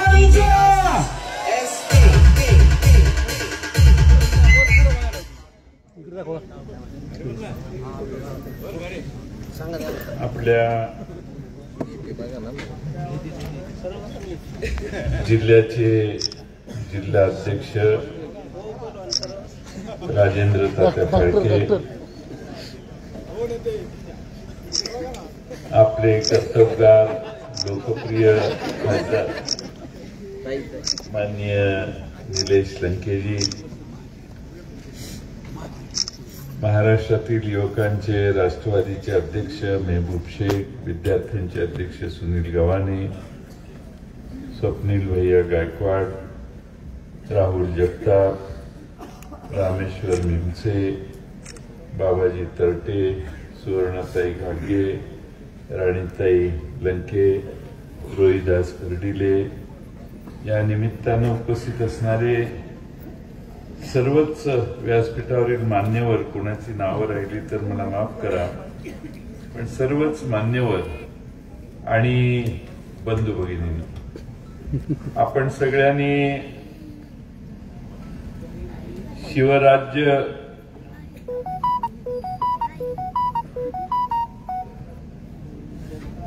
आज शिवस्वराज्य यात्रा आपल्या गावात आली. पारनेरला सभा करायच्या ऐवजी निगोजला का, हे काय मला कळेना. आता विचारायचं कसं, खासदारांनी ठेवलेली आहे म्हटल्यावर काहीतरी कारण असेल म्हटलं, विचारायला नको. आणि राहुल येऊन ते निघाले त्यावेळी मी म्हटलं की पारनेरची सभा नाही, म्हटले निगोजलाय. मी म्हटलं आता फार वेळ होईल, म्हटलं माणसं थांबतील का, तुम्ही या तर, म्हटले बघू तर काय होतंय, म्हटले तुम्ही नुसतं या. इतक्या उशिरा देखील तुम्ही सगळे आतापर्यंत थांबला. तुमचं शरद पवार साहेबांच्यावर आणि तुमच्या खासदारांच्यावर किती प्रेम आहे याची पोच पाहिजे. शिवस्वराज्य यात्रेचा उद्देश माझ्या आधीच्या सगळ्या वक्त्यांनी सांगितला असेल, त्या उद्देशात मी परत जाणार नाही. पण आई मळंगंगेचा आशीर्वाद घेऊन जो या चौकातून सुरू करतो त्याला यश कायम मिळतं, असं खासदार साहेबांनी उल्लेख केला. लोकसभेला 400 पार जाणारे 240 वर थांबले आणि कॉरिडॉरमध्ये उभा राहून फोटो काढायची पाळी त्यांच्यावर आली. आणि आपण इथून ज्याला पाठवलं त्याच्याबरोबर त्यांना फोटो काढायची व्यवस्था झाली. ही तुमच्या मताची ताकद आहे, ही कधी विसरू नका. 240 झाले तरी 2 टेकू घेतले, नितेश कुमारचे आणि त्या चंद्रबाबू नायडूचे. ते खासदार साहेब म्हटले ते बरोबर आहे. आज त्यांच्या मागे पुढं पोलीस फिरतायत, अधिकारी फिरतायत. याचं कारण हे 2 टेकू भाजपने घेतलेले. नितीश कुमार यांचं दुसरं नाव आहे पलटूराम. गडी कधी पलटी मारेल सांगता येत नाही. चंद्राबाबू नायडूच्या विरोधात भाजपने पूर्ण जुपी केलेली, तिथल्या मुख्यमंत्र्यांनी त्यांना तुरुंगात घातलेलं. त्या चंद्राबाबू नायडूंवर शिव्याशाप करणारे म्हणजे टीका करणारे भाजप जाऊन पाया पडली आणि त्याचा पाठिंबा घेतला. तो पण वेळेचीच वाट बघत असेल ना. त्यामुळे ते सरकार काय 5 वर्ष काढणार नाही. त्यामुळे निलेश लंके जे म्हटले ते लंके साहेबांची वाणी खरी ठरणार आहे, कारण आई मळंगंगेचा आशीर्वाद आहे. वर्ष 6 महिन्यात सरकार खाली आल्याशिवाय राहणार नाही. आणि सत्तारूढ पक्षाचे खासदार म्हणून निलेश लंके एक दिवस पुन्हा या 5 वर्षातच दिल्लीला आपल्या सगळ्यांच्या आशीर्वादाने सत्तारूढ पक्षाचे खासदार म्हणून जातील. पण खासदार झाल्यानंतर देखील ज्या प्रश्नावर लढाई करायची आहे, ज्यामध्ये राज्य सरकारची जाग राज्य सरकारला आणायची आहे, मग तो कांद्याचा प्रश्न असो किंवा दुधाचा प्रश्न असो, निलेश लंकेने उपोषण करणं, आंदोलन करणं हे कधी सोडलं नाही. एखादा माणूस म्हटला 7 तास खासदार झाले, कशाला अजून 5 वर्ष आहेत, त्यावेळी दंगा करू. निलेश लंके हा इतका जागृत नेता आहे की कांद्याच्या प्रश्नावर योग्य वेळी आंदोलन केलं आणि कांद्याच्या बद्दल आपली भूमिका स्पष्ट केली. दुधाच्या संदर्भात देखील अगदी दुग्ध विकास मंत्री या नात्याने विखेच त्यांना भेटायला देतात.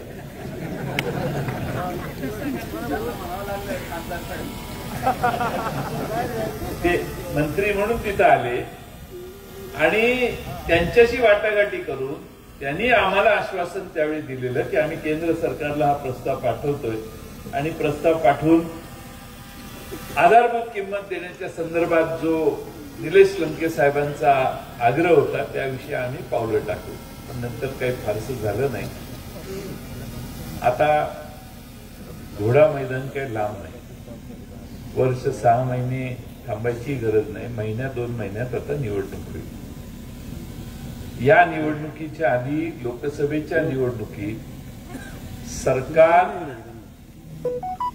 तोऱ्यात वागत होतं महाराष्ट्रात. लोकसभेच्या निवडणुकीत 48 पैकी 31 खासदारांचा पराभव झाला त्यांच्या. त्यानंतर जमिनीवर आले आणि इतके घाबरले सरकारने तिजोरीचं दार काढून बाजूला ठेवलं, उघडलं नाही, काढूनच बाजूला ठेवलं.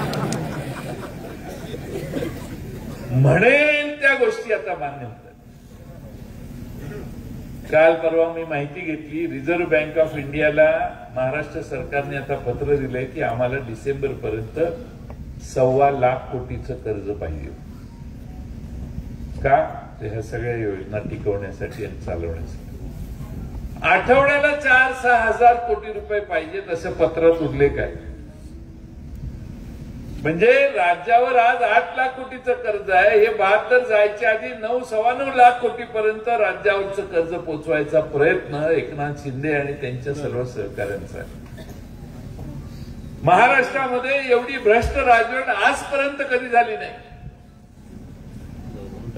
टेंडर भरणाऱ्यांच्या पासून टेंडर कुणाला द्यायचं याचं आधीच प्लॅनिंग करून टेंडर भरायच्या पद्धती आता महाराष्ट्रात सुरू झालेल्या आहेत. हजारो कोटीची टेंडर निघाली. आपल्या लोकसभेच्या आधी 90,000 कोटीचे 6 रस्ते करायचे टेंडर सरकारने काढले. त्या राजेश टोपेंच्या जालन्यापासून तिकडं नांदेड पर्यंत जाणारा एक रस्ता आहे, 11,000 कोटी रुपयाचं टेंडर काढलं. दिलं कितीला? 15,000 कोटी.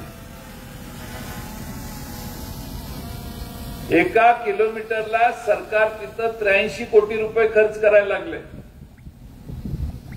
विरार पासून अलिबाग पर्यंत नवा एक रस्ता काढायचा. कुणी अर्ज केला नसेल, कुणी मागणी केली नसेल, पण सरकारने रस्ता काढलाय. आम्ही इथं अर्ज करून आमचे शिवारातले रस्ते करा म्हणून विनंती करतो, ते होत नाही. पण विरार पासून अलिबाग पर्यंतचा 96 किलोमीटरचा कॉरिडॉर नवा तयार करताना 20,000 कोटीचं टेंडर काढलं. 26,000 कोटीला सरकार द्यायला लागले. म्हणजे एका किलोमीटरला महाराष्ट्रामध्ये 273 कोटी रुपयाच्या किमतीचा 1 किलोमीटर असा 96 किलोमीटरचा रस्ता महाराष्ट्रात व्हायला लागला. खेड्यापाड्यातल्या रस्त्यांचा पत्ता नाही. आता आम्ही तिकडनं आलो, राहुरी नगरपर्यंत रस्त्याची काय दुरावस्था झाली आहे. दैनंदिन वापरात जे रस्ते आहेत, ज्याच्यावर गरज आहे त्याच्यावर पैसे नाही. नकाशावर लाईन मारायची आणि नवा रस्ता करायचा आणि शून्यातून रस्ता तयार करताना त्याच्या एस्टिमेटला काही पारावार राहत नाही. 20,000 कोटीचं टेंडर 26,000 कोटीला जातच कसं, हा आमचा प्रश्न आहे. भ्रष्टाचार मित्रांनो एवढा आहे, कुठल्याही अधिकाऱ्याला खासगीत जाऊन विचारा किती देऊन आलास. पोलिसांच्या मध्ये तीच अवस्था, तहसीलदारांच्या मध्ये तीच अवस्था, राज्यातल्या वेगवेगळ्या अधिकाऱ्यांना विचारा, काही. म्हणजे महाराष्ट्रामध्ये भ्रष्टाचार एवढा मित्रांनो कधी नव्हता, तो या सरकारने 1.5 वर्षात सुरू केलेला आहे. आज शिर्डीला कार्यक्रम झाला. शिर्डीला झालेल्या कार्यक्रमामध्ये 5-7 कोटी रुपये सरकारचे गेले असतील. त्या वांबोरीमध्ये 4ही बाजूला रस्त्यानं विद्यार्थी जातात, ते एका ठिकाणी थांबलेले होते. का? तर सगळ्या एसट्या या शिर्डीकडे पाठवलेल्या होत्या. 4-6 तास या शहरात, या जिल्ह्यातल्या नागरिकांच्याकडे एसटीची उपलब्धता नव्हती. म्हणजे सत्ता आल्यानंतर किती वापर करायचा यंत्रणेचा ह्याला काही प्रारावर राहिलेलं नाही. ते तुमच्याकडे आलाय की नाही माहित नाही. ते सरकार आपल्या दारी नावाची एक योजना आहे. म्हणजे काय, तहसीलदार, प्रांत, तलाठी सगळ्यांना सांगायचे दाखले देऊन आपल्या साहेब आल्यावर दाखले द्यायचे. महिनाभर कुणाचं कामच करायचं नाही ते. आणि मग सगळ्यांना बोलवायचे, या साहेब येणार आहेत म्हणून. 2-4 कोटीचा मांडव टाकायचा, जेवणाची व्यवस्था करायची आणि कार्यक्रम करायचा. साहेबांचं ह्या तिघांचं भाषण नाईलाजानं सगळ्यांनी ऐकायचं आणि मग सर्टिफिकेट वाटपाचा कार्यक्रम. साहेब पुढच्या कार्यक्रमाला रवाना. खर्च किती? 7-8 कोटी रुपये. आजपर्यंत महाराष्ट्रामध्ये राज्य सरकारने स्वतःच्या योजनांच्यासाठी एवढ्या मोठ्या प्रमाणात जाहिराती करण्यासाठी पूर्वी खर्च केला नसेल. 250-300 कोटी रुपये जाहिरातीला आणि ते योजना दारादारात जाऊन सांगण्यासाठी नवीन पोरं नेमायचं धोरण आहे 6 महिन्यासाठी. त्यासाठी परत 300 कोटी रुपये. पैशाची किती उधळपट्टी आहे. याचा परिणाम काय? मागासवर्गीय समाजाच्या सामाजिक न्याय विभागाला पैसे नाहीत. आदिवासी आमचे गरीब महाराष्ट्रातले जे ठिकाणी त्यांना मदतीची गरज आहे त्या जंगलात वनात राहणाऱ्या आदिवासींना देखील त्यांच्या योजना आता पोहोचत नाहीत. कारण सगळे पैसे डायव्हर्ट केले यांच्या वेगळ्या योजनांच्यासाठी. म्हणून महाराष्ट्रातल्या कोणत्याही योजना आता चालत नाही. तुमचे कोणी मित्र असतील कॉन्ट्रॅक्टर, टेंडर भरून काम घेतलेले, त्यांना सांगा बिल मिळाल्याशिवाय, पहिलं बिल मिळाल्याशिवाय पुढच्या बिलाचं काम करू नका. एकनाथ शिंदेच्या काळात सगळ्यात जास्त आत्महत्या महाराष्ट्रात शेतकऱ्यांच्या चालू आहेत सध्या. आकडा सांगितलं तर तो थक्क वाटतो. मला काळजी आता आहे की या महाराष्ट्रात त्याचबरोबर कॉन्ट्रॅक्टरांच्या देखील आत्महत्या पुढच्या 4-6 महिन्यात सुरू झाल्याशिवाय राहणार नाही. काम केले, पेमेंट नाही. आणि म्हणून आपल्या महाराष्ट्रातली परिस्थिती बिघडली. आणि यांनी भ्रष्टाचार किती करावा. अहो, छत्रपती शिवाजी महाराजांचा पुतळा उभा करताना देखील या भारदारांनी त्यातनं पैसे काढले. आणि म्हणून आमचा छत्रपती शिवाजी महाराजांचा पुतळा मालवणमध्ये कोसळला. महाराष्ट्राचा स्वाभिमान त्या ठिकाणी कोसळला. त्याला महाराष्ट्रातली जनता कधी माफ करणार नाही. त्यांना शिक्षा प्रायश्चित्तही होणार. आम्ही महाराष्ट्रामध्ये अनेक ठिकाणी फिरलो. अमोल कोल्हे आहेत, मेहबूब शेख आहेत, आमचे सुनील गव्हाणे आहेत. आम्ही सगळे महाराष्ट्रात वेगवेगळ्या ठिकाणी गेलो. 60-70 ठिकाणी या सभा कदाचित 60 ठिकाणी झाल्या असतील. या सर्व ठिकाणी लोकांनी एवढा उत्स्फूर्त प्रतिसाद दिला की आमचा आत्मविश्वास आहे की महाराष्ट्रातली जनता राज्य सरकार बदलण्यासाठी आता पूर्ण तयारीत आहे. फक्त वाट लोक बघतायत मतदानाची तारीख जाहीर व्हायची. आणि म्हणून आम्ही महाराष्ट्रात शरद पवार साहेबांच्या पक्षाच्या वतीनं फिरत असताना माझा असा अनुभव आहे की लोकसभेच्या निवडणुकीच्या आधी मी निलेश लंकेंचं का कौतुक करतो तर राष्ट्रवादीकडे कुणी जात नव्हतं. त्यावेळी निलेश लंकेंनी तिकडची सगळी सोडवणूक करून पवार साहेबांच्याकडे येण्याचा निर्णय केला. म्हणून मला त्यांचं कौतुक आहे. कुठल्या ज्योतिषाने तुम्हाला सांगितलं का मला माहित नाही. पण निलेश लंके साहेबांनी जी सुरुवात केली त्यातून महाराष्ट्रात सर्व ठिकाणी धूमधडाका सुरू झाला. आमचे विजयसिंह मोहिते पाटील साहेबांच्या बरोबरच्या सगळ्यांनी निर्णय त्यानंतर घेतला. असे धडाधड निर्णय झाले. लोकसभेत वातावरण बदललं. महाराष्ट्र सगळा उद्धव ठाकरे आणि शरद पवार साहेबांच्या मागे उभा राहिला आणि महाराष्ट्रात 48 पैकी 31 जागा आमच्या निवडून आल्या. आज लोकसभेच्या निवडणुकांपर्यंत जे सरकार ताठ होतं ते सर्व मार्गाचा आता अवलंब करायला लागले. त्यामुळे विधानसभेला सर्व प्रकारचे पाऊस पडतील. मी तुम्हाला सांगितलं कसे पैसे गोळा केलेले. प्रचंड पैसे आहेत. प्रचंड म्हणजे आपण कल्पना करू शकत नाही एवढा पैसा एकेका मतदारसंघात खर्च करायची तयारी आहे. महाराष्ट्रातली स्वाभिमानी जनता आपला स्वाभिमान न सोडता या सरकारला दूर करण्याचा निर्णय घेतलाय असं आम्हाला जागोजागी गेल्यावर आज दिसायला लागले. सगळ्या प्रकारची आश्वासनं दिली जातात. तुम्ही त्यांना म्हटलं साहेब आम्हाला चंद्र पाहिजे आमच्या गावात, निगोजला चंद्र आणून दिला पाहिजे, देतो म्हणून सांगतील. नाही म्हणणार, नाही म्हणायचं धाडसच नाही आता यांचं, नैतिकताच नाही राहिलेली यांची.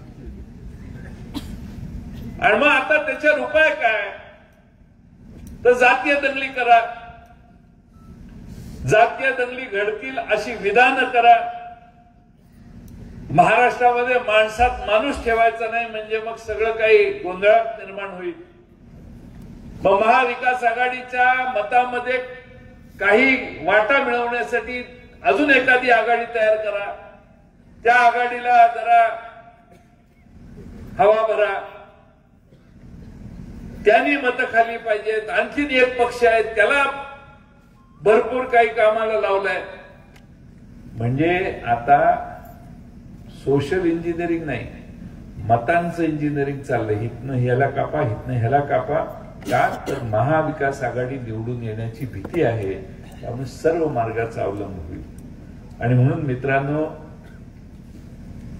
आपण सगळ्यांनी ताकदीनं जसं निलेश लंकेनं साथ दिली तशी साथ तुम्ही उद्याच्या विधानसभेला तुम्हा सगळ्यांची राष्ट्रवादीच्या उमेदवारांना देण्याची गरज आहे.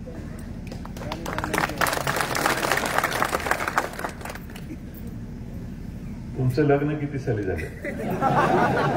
नाही माहित, मला काय माहित. तुम्हाला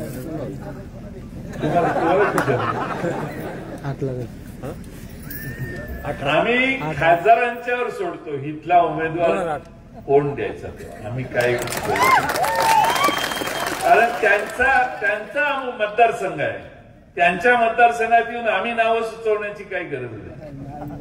राणीताई फिक्स करा, ओनली राणीताई. 1 लाख क्रॉस करणार. नाव घेतलं होतं का विचारणार होते, काय तर आता घ्या. 1 लाख क्रॉस करू नका. 1 लाख.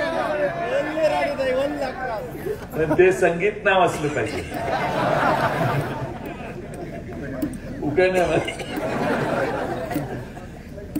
पण हा निर्णय तुम्ही सगळ्यांनी घ्यायचा आहे. पण मला खात्री आहे की या मतदारसंघातल्या अनेक पाण्याच्या प्रश्नांच्या वर्षी मी जलसंपदा मंत्री होतो त्यावेळी निलेश लंके साहेबांनी अनेक कामात आग्रहानं काही भूमिका घ्यायला आम्हाला लावली. पाणी कमी आहे. राळेगण सिद्धीच्या तिकडच्या काही गावांमध्ये परत उपसा सिंचन योजना अशी 2-3 साठी आम्ही काही प्रयत्न करू. डिंब्यातून टनेल करून माधव हे येडगावच्या याच्यात माणिकडोह मध्ये पाणी आणायचं. पवार साहेबांनी स्वतः 2-3 वेळा बैठका घेतल्या. माणिकडोह मधून डिंब्यातून माणिकडोहात पाणी जर ऍडिशनल आणू शकलो तर आपलं थोडंसं पाणी जास्त वाढेल. त्याचबरोबर साम्रद एक मला वाटतं इकडेच आहे का, साम्रद नगर जिल्ह्यात हिवरा काही वळण बंधारे आपण हातात घेतले. ते फॉरेस्टच्या काही अडचणी आहेत.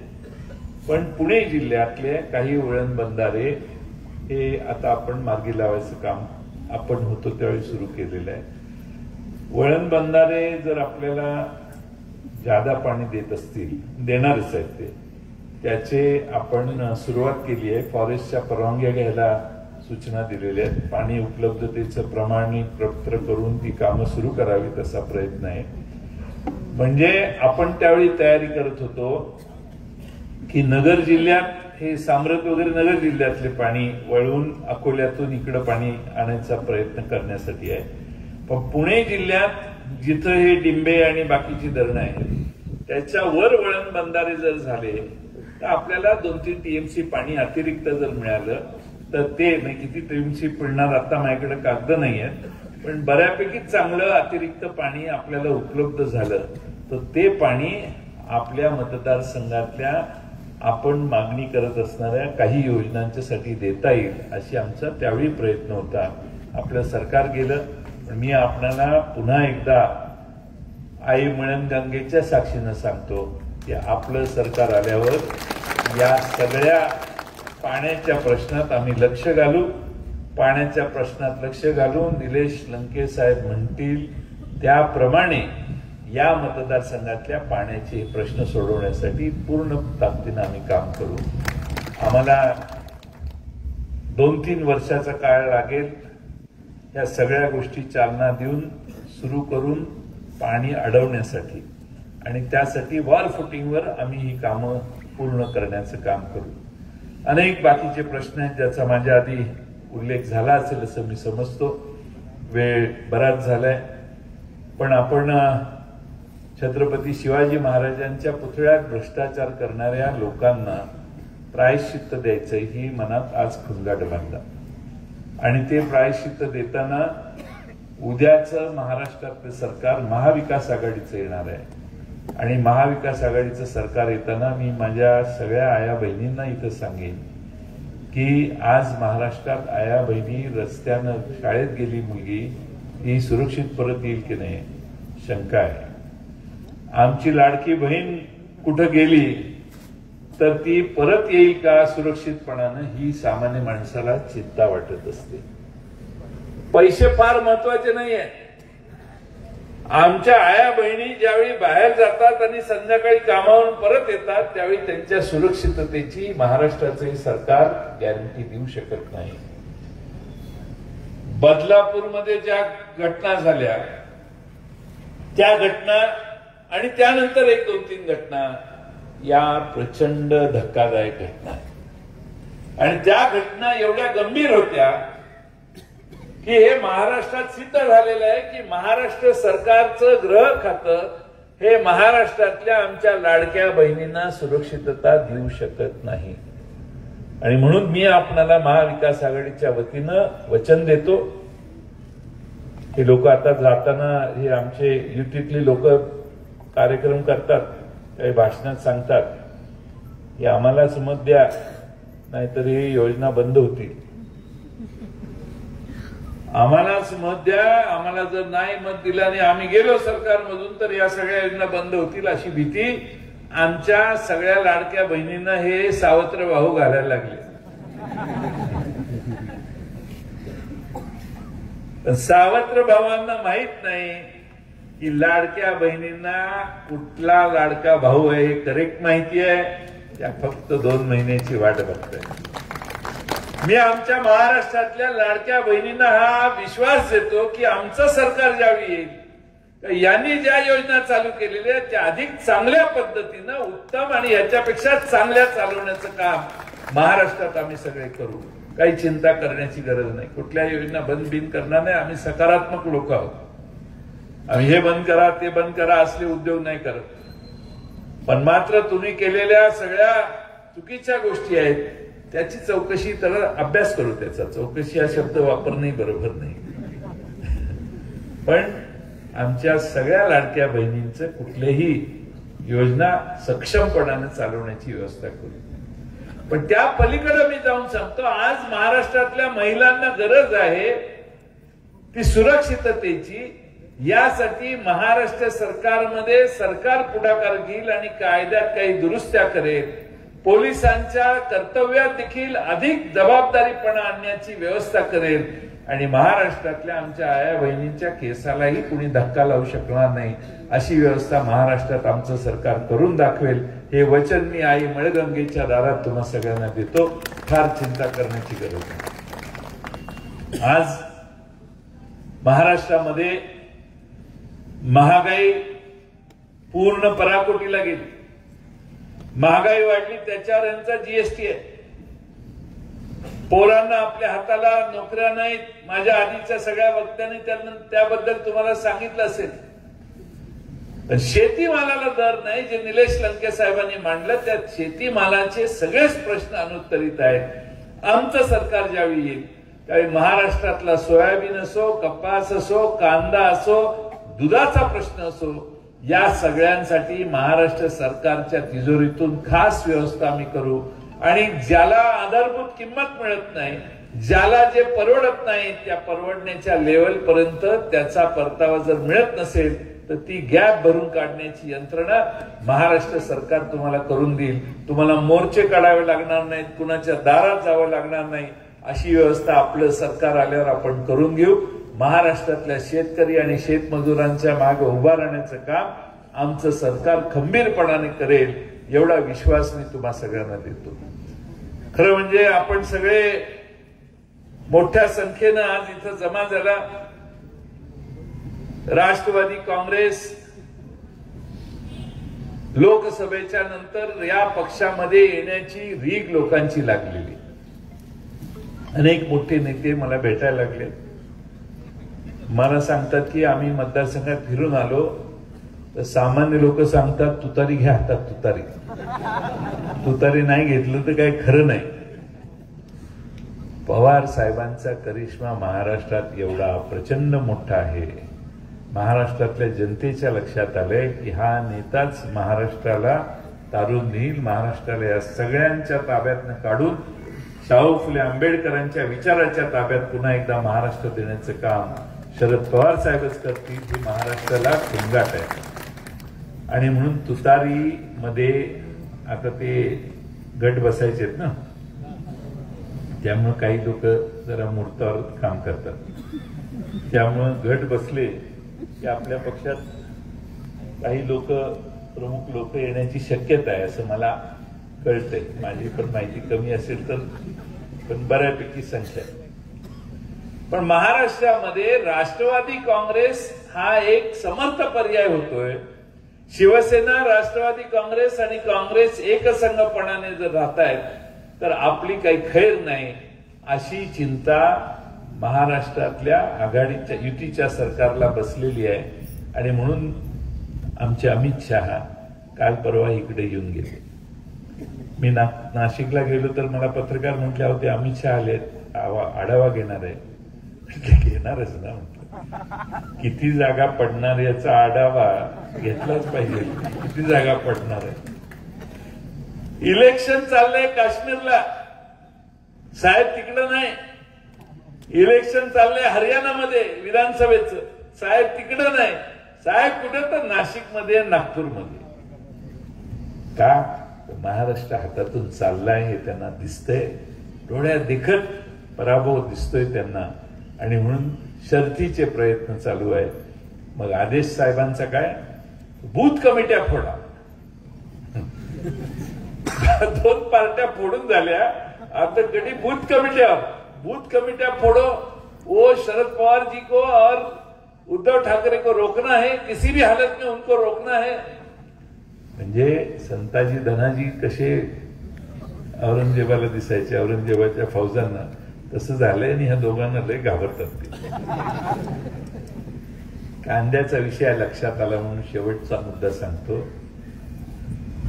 अहमद शाह अब्दाली अफगाणिस्तानातून भारतात आला. पानिपतची लढाई झाली. मराठी फौजांचं पानिपत झालं असं आपण तिथं म्हणतो. म्हणच पडली एवढी प्रचंड अहमद शाह अब्दालीने आपलं नुकसान केलं की मराठ्यांच्या फौजा इकडं तिकडे गेल्या. त्यांना पहिला पराभव हा अहमद शाह अब्दालीवर लढताना पानिपतवर सोसावा लागला. अनेक बहादर वीर शूर आपले तिथं प्राणाची आहुती त्यांना द्यावी लागली. फार नुकसान मराठी राज्याचं झालं. त्याचं शल्य आजही 200 वर्ष आपल्या मनात आहे.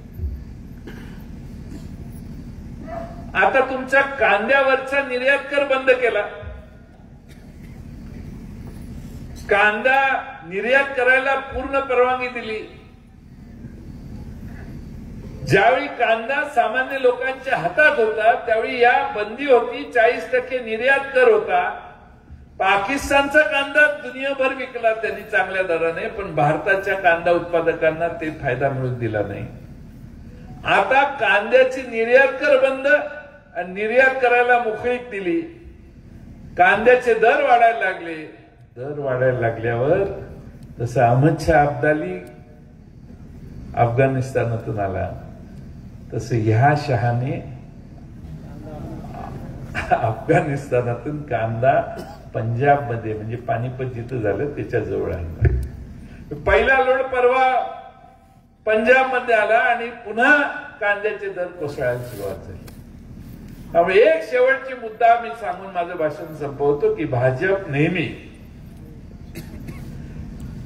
शेतीमालाचे दर वाढले तर महागाई वाढते असं समजणारा वर्ग हा भाजपचा वर्ग आहे. सिमेंटचे दर 200ची गोणी 400 रुपये झाली, यांना महागाई वाढलेली वाटत नाही. लोखंडाचे दर वाढले, महागाई वाढत नाही. पेट्रोलचे दर वाढले, डिझेलचे दर वाढले, यांना वाटतच नाही की महागाई याच्यामुळे वाढते. पण जेव्हा महागाई शेतीमालाचे दर वाढतात त्याच वेळी वाढते. साखर वाढली तर महागाई वाढते, कांदा बटाटा वाढला तर महागाई वाढते, गव्हाचे दर वाढवून दिले तर महागाई वाढते. हे आरोप शरद पवारांच्यावर पवार साहेब कृषी मंत्री असताना हेच भारतीय जनता पक्षवाले करायचे. त्यावेळी शरद पवार साहेबांनी उत्तर दिलेलं, बेलाशक तुम्हाला काय आरोप करायचे ते लोकसभेत इथं बोलताय त्यावेळी करा, पण महाराष्ट्रात आणि भारतामध्ये शेतीमालाचे दर वाढवून ग्रामीण अर्थव्यवस्था बळकट करण्याचं काम हे आमचं तेव्हाच आघाडीचं सरकार करतंय. हे उत्तर पवार साहेबांनी संसदेत दिलं होतं. आणि मी सतत आधारभूत किमती गव्हाच्या आणि बाकीच्या पिकांच्या वाढवतोय. त्याचं मूळ उद्दिष्टच हे आहे की शेतकऱ्यांना शेती करणं परवडलं पाहिजे. त्यासाठी आम्ही हे करणार असं ठामपणाने पवार साहेबांनी सांगितलं. त्यामुळं भाजपचा डीएनए काय आहे, शेतीमालाला दर न वाढवणे. भाजपचा डीएनए आहे भांडवलदारांच्याकडून ज्या गोष्टींची निर्मिती होते त्याचे दर वाढले तर त्यांना चालतं. भाजपचा डीएनए काय आहे हे 10 वर्षात कळलं. या देशात 2च माणसं प्राण श्रीमंत झाली. तुम्ही कधी लंकेसाहेब जगात श्रीमंत किती नाव लोक आहेत ह्याचा अभ्यास केलाय का?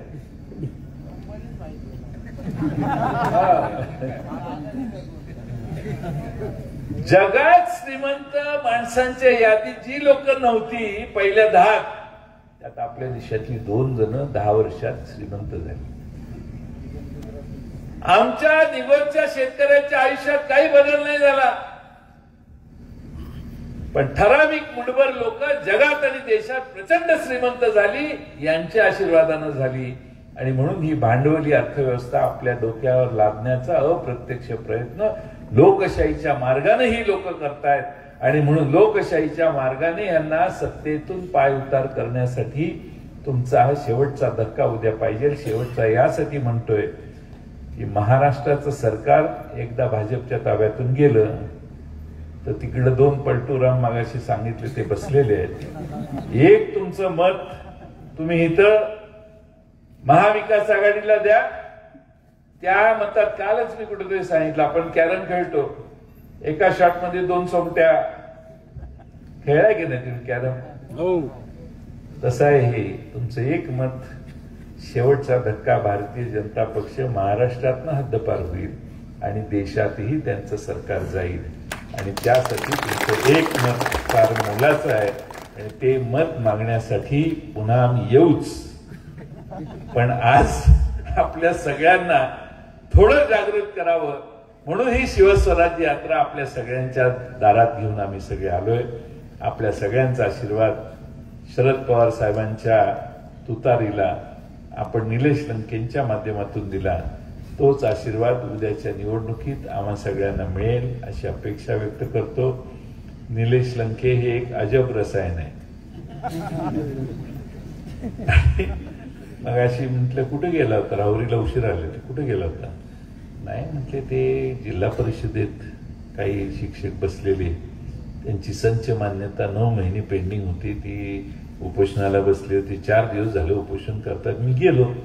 मग काय केलं, गेलो आणि त्या शिक्षण अधिकाऱ्याला बोलवलं आणि म्हटले एवढं लिही. 28 पैकी 28 मधल्या 26 जणांची ऑर्डर मिळाली आणि मग इकडे आलो म्हटले. मी आज कधी बघितलेलंच नाही. मला सांगतो, मी इतके वर्ष राजकारणात आहे.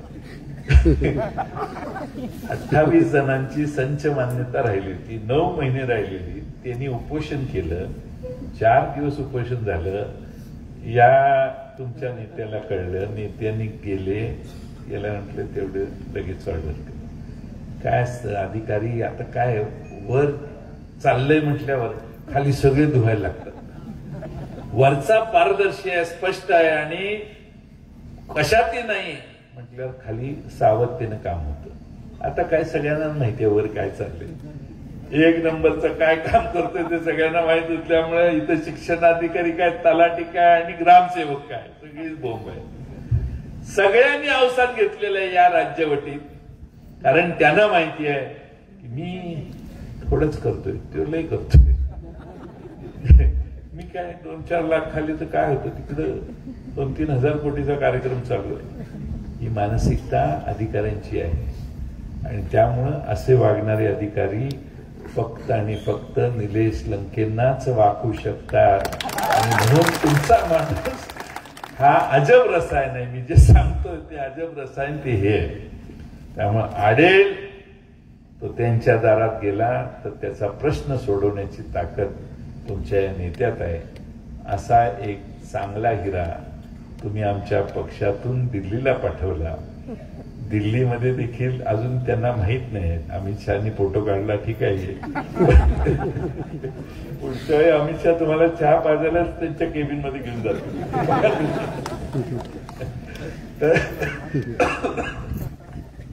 सांगण्याचा मुद्दा हा की तुम्ही एका चांगल्या माणसाला, स्वच्छ, पारदर्शी, धाडस असणारं, धाडस फार महत्वाचं असतं. धाडस हे फार महत्वाचं असतं. त्यांनी आमदारकीवर पाणी सोडलं आणि खासदारकीला उभा राहतो म्हटले. पराभव झाला असता तर काय केलं असतं?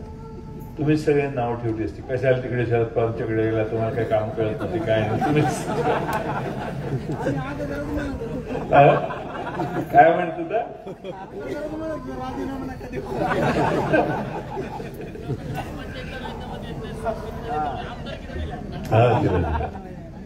हे धाडसच आहे.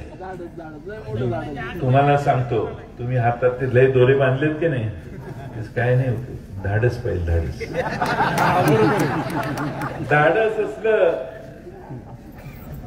धाडस असलं त्या दोऱ्यांचा उपयोग आहे. धाडस असलं तर किती पण दोऱ्यावर. देव धाडसी माणसाच्या मागे उभा राहतो. तुम्ही, तुमचं नाव काय? दत्ता निवडुंगे. मेडिसिन हे कुठलं गाव? टाकळी डोकेश्वर, ग्रामपंचायत सदस्य. तर धाडस तुमच्या नेत्यात आहे. नाही रे, आमदारकीचा राजीनामा देणे तर ते कुठली आमदारकी? सत्तेतली आमदारकी. मास्क नाही वापरला त्यांनी कधी. मास्क वापरला नाही कधी. मास्क इथं स्टोरी वेगळीच आहे.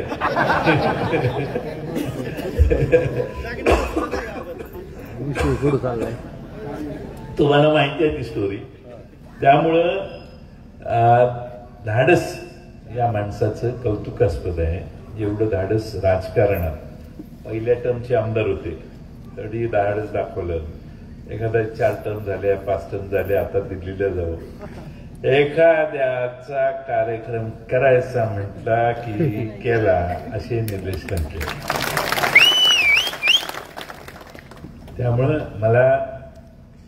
मी पक्षाचा अध्यक्ष या नात्यानं माझ्याकडे महाराष्ट्रातली सगळी हिरे माणकं गोळा झालेली आहेत असं समजतं. निलेश लंके आहेत, बगरे गुरुजी आहेत, मगाशी गेलेले अमोल कोल्हे आहेत, तिकडं रणजित धैर्यशील मोहिते पाटील आहेत, तिकडं अमर काळे आहेत, मुख्यमंत्री बाळामामा आहेत, बजरंग बाप्पा एक आहेत, एकापेक्षा एक. पण धाडस मात्र धाडसाचं डिपार्टमेंट काढू आपण आणि त्यांना त्याचं मंत्री करू.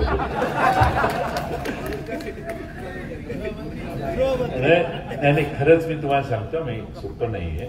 ग्रामपंचायतीच्या सरपंचला सांगितलं तू पंचायत समितीला उभा राहा, पण इथं राजीनामा दे, तर तो म्हणे निवडून आल्यावर देतो. साधा प्रश्न आहे. आणि हे धाडस कशामुळं? तुमच्यावरच्या प्रचंड विश्वासामुळे. निलेश लंकेंचा तुमच्यावर विश्वास आहे म्हणून हे धाडस ते करू शकतात आणि तुमचा आशीर्वाद आहे म्हणून आज संसदेत तुम्ही त्यांना पाठवलं. तसंच या मतदारसंघातला पुढचा धाडसी उमेदवार तुम्ही मला द्या. नाव त्यांनी घ्यावं, माझी अट मी त्यांना सांगितली आहे. त्यांना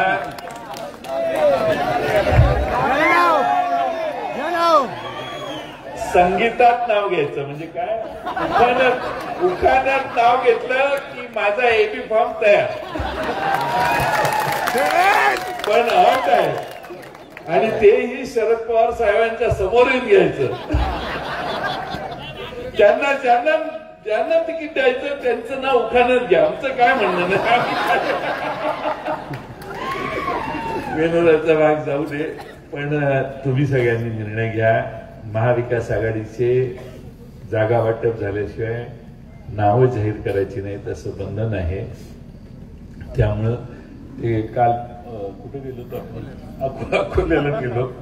असं भाषण सुरू व्हायच्या आधी एक जण म्हटला उमेदवाराचं नाव जाहीर करा, उमेदवाराचं नाव जाहीर करा. अरे म्हटलं बोलू दे, नाही आधी उमेदवाराचं नाव जाहीर करा. मला असं वाटलं की हा तेवढं नावच ऐकायला आलाय म्हणून म्हटलं आता मी बसतोच, म्हटलं मी भाषणच करत नाही. तेवढीच बातमी झाली अर्धा मिनिटाची आणि जयंत पाटील संतापले. मी त्यानंतर पाऊण तास भाषण केलं, ते गेलं बोंबलं. एवढंच महाराष्ट्रात चालू झालं. त्यामुळं मी जास्त आता काही बोलत नाही. आपण सगळे अतिशय जिव्हाळ्याने प्रेमाने इथं आला. आपल्या मतदारसंघाचा विकास करण्यासाठी आपलं सरकार आणल्यानंतर आम्ही निलेश लंकेने कागदावर लिहायचं आणि ते या जयंत पाटलांनी करून दाखवायचं, हा वादा तुम्हाला करून देतो आणि माझे 2 शब्द पूर्ण करतो. धन्यवाद. आभार मान्यपूर्वी. या ठिकाणी आताच ज्यांच्या शुभ हस्ते आपण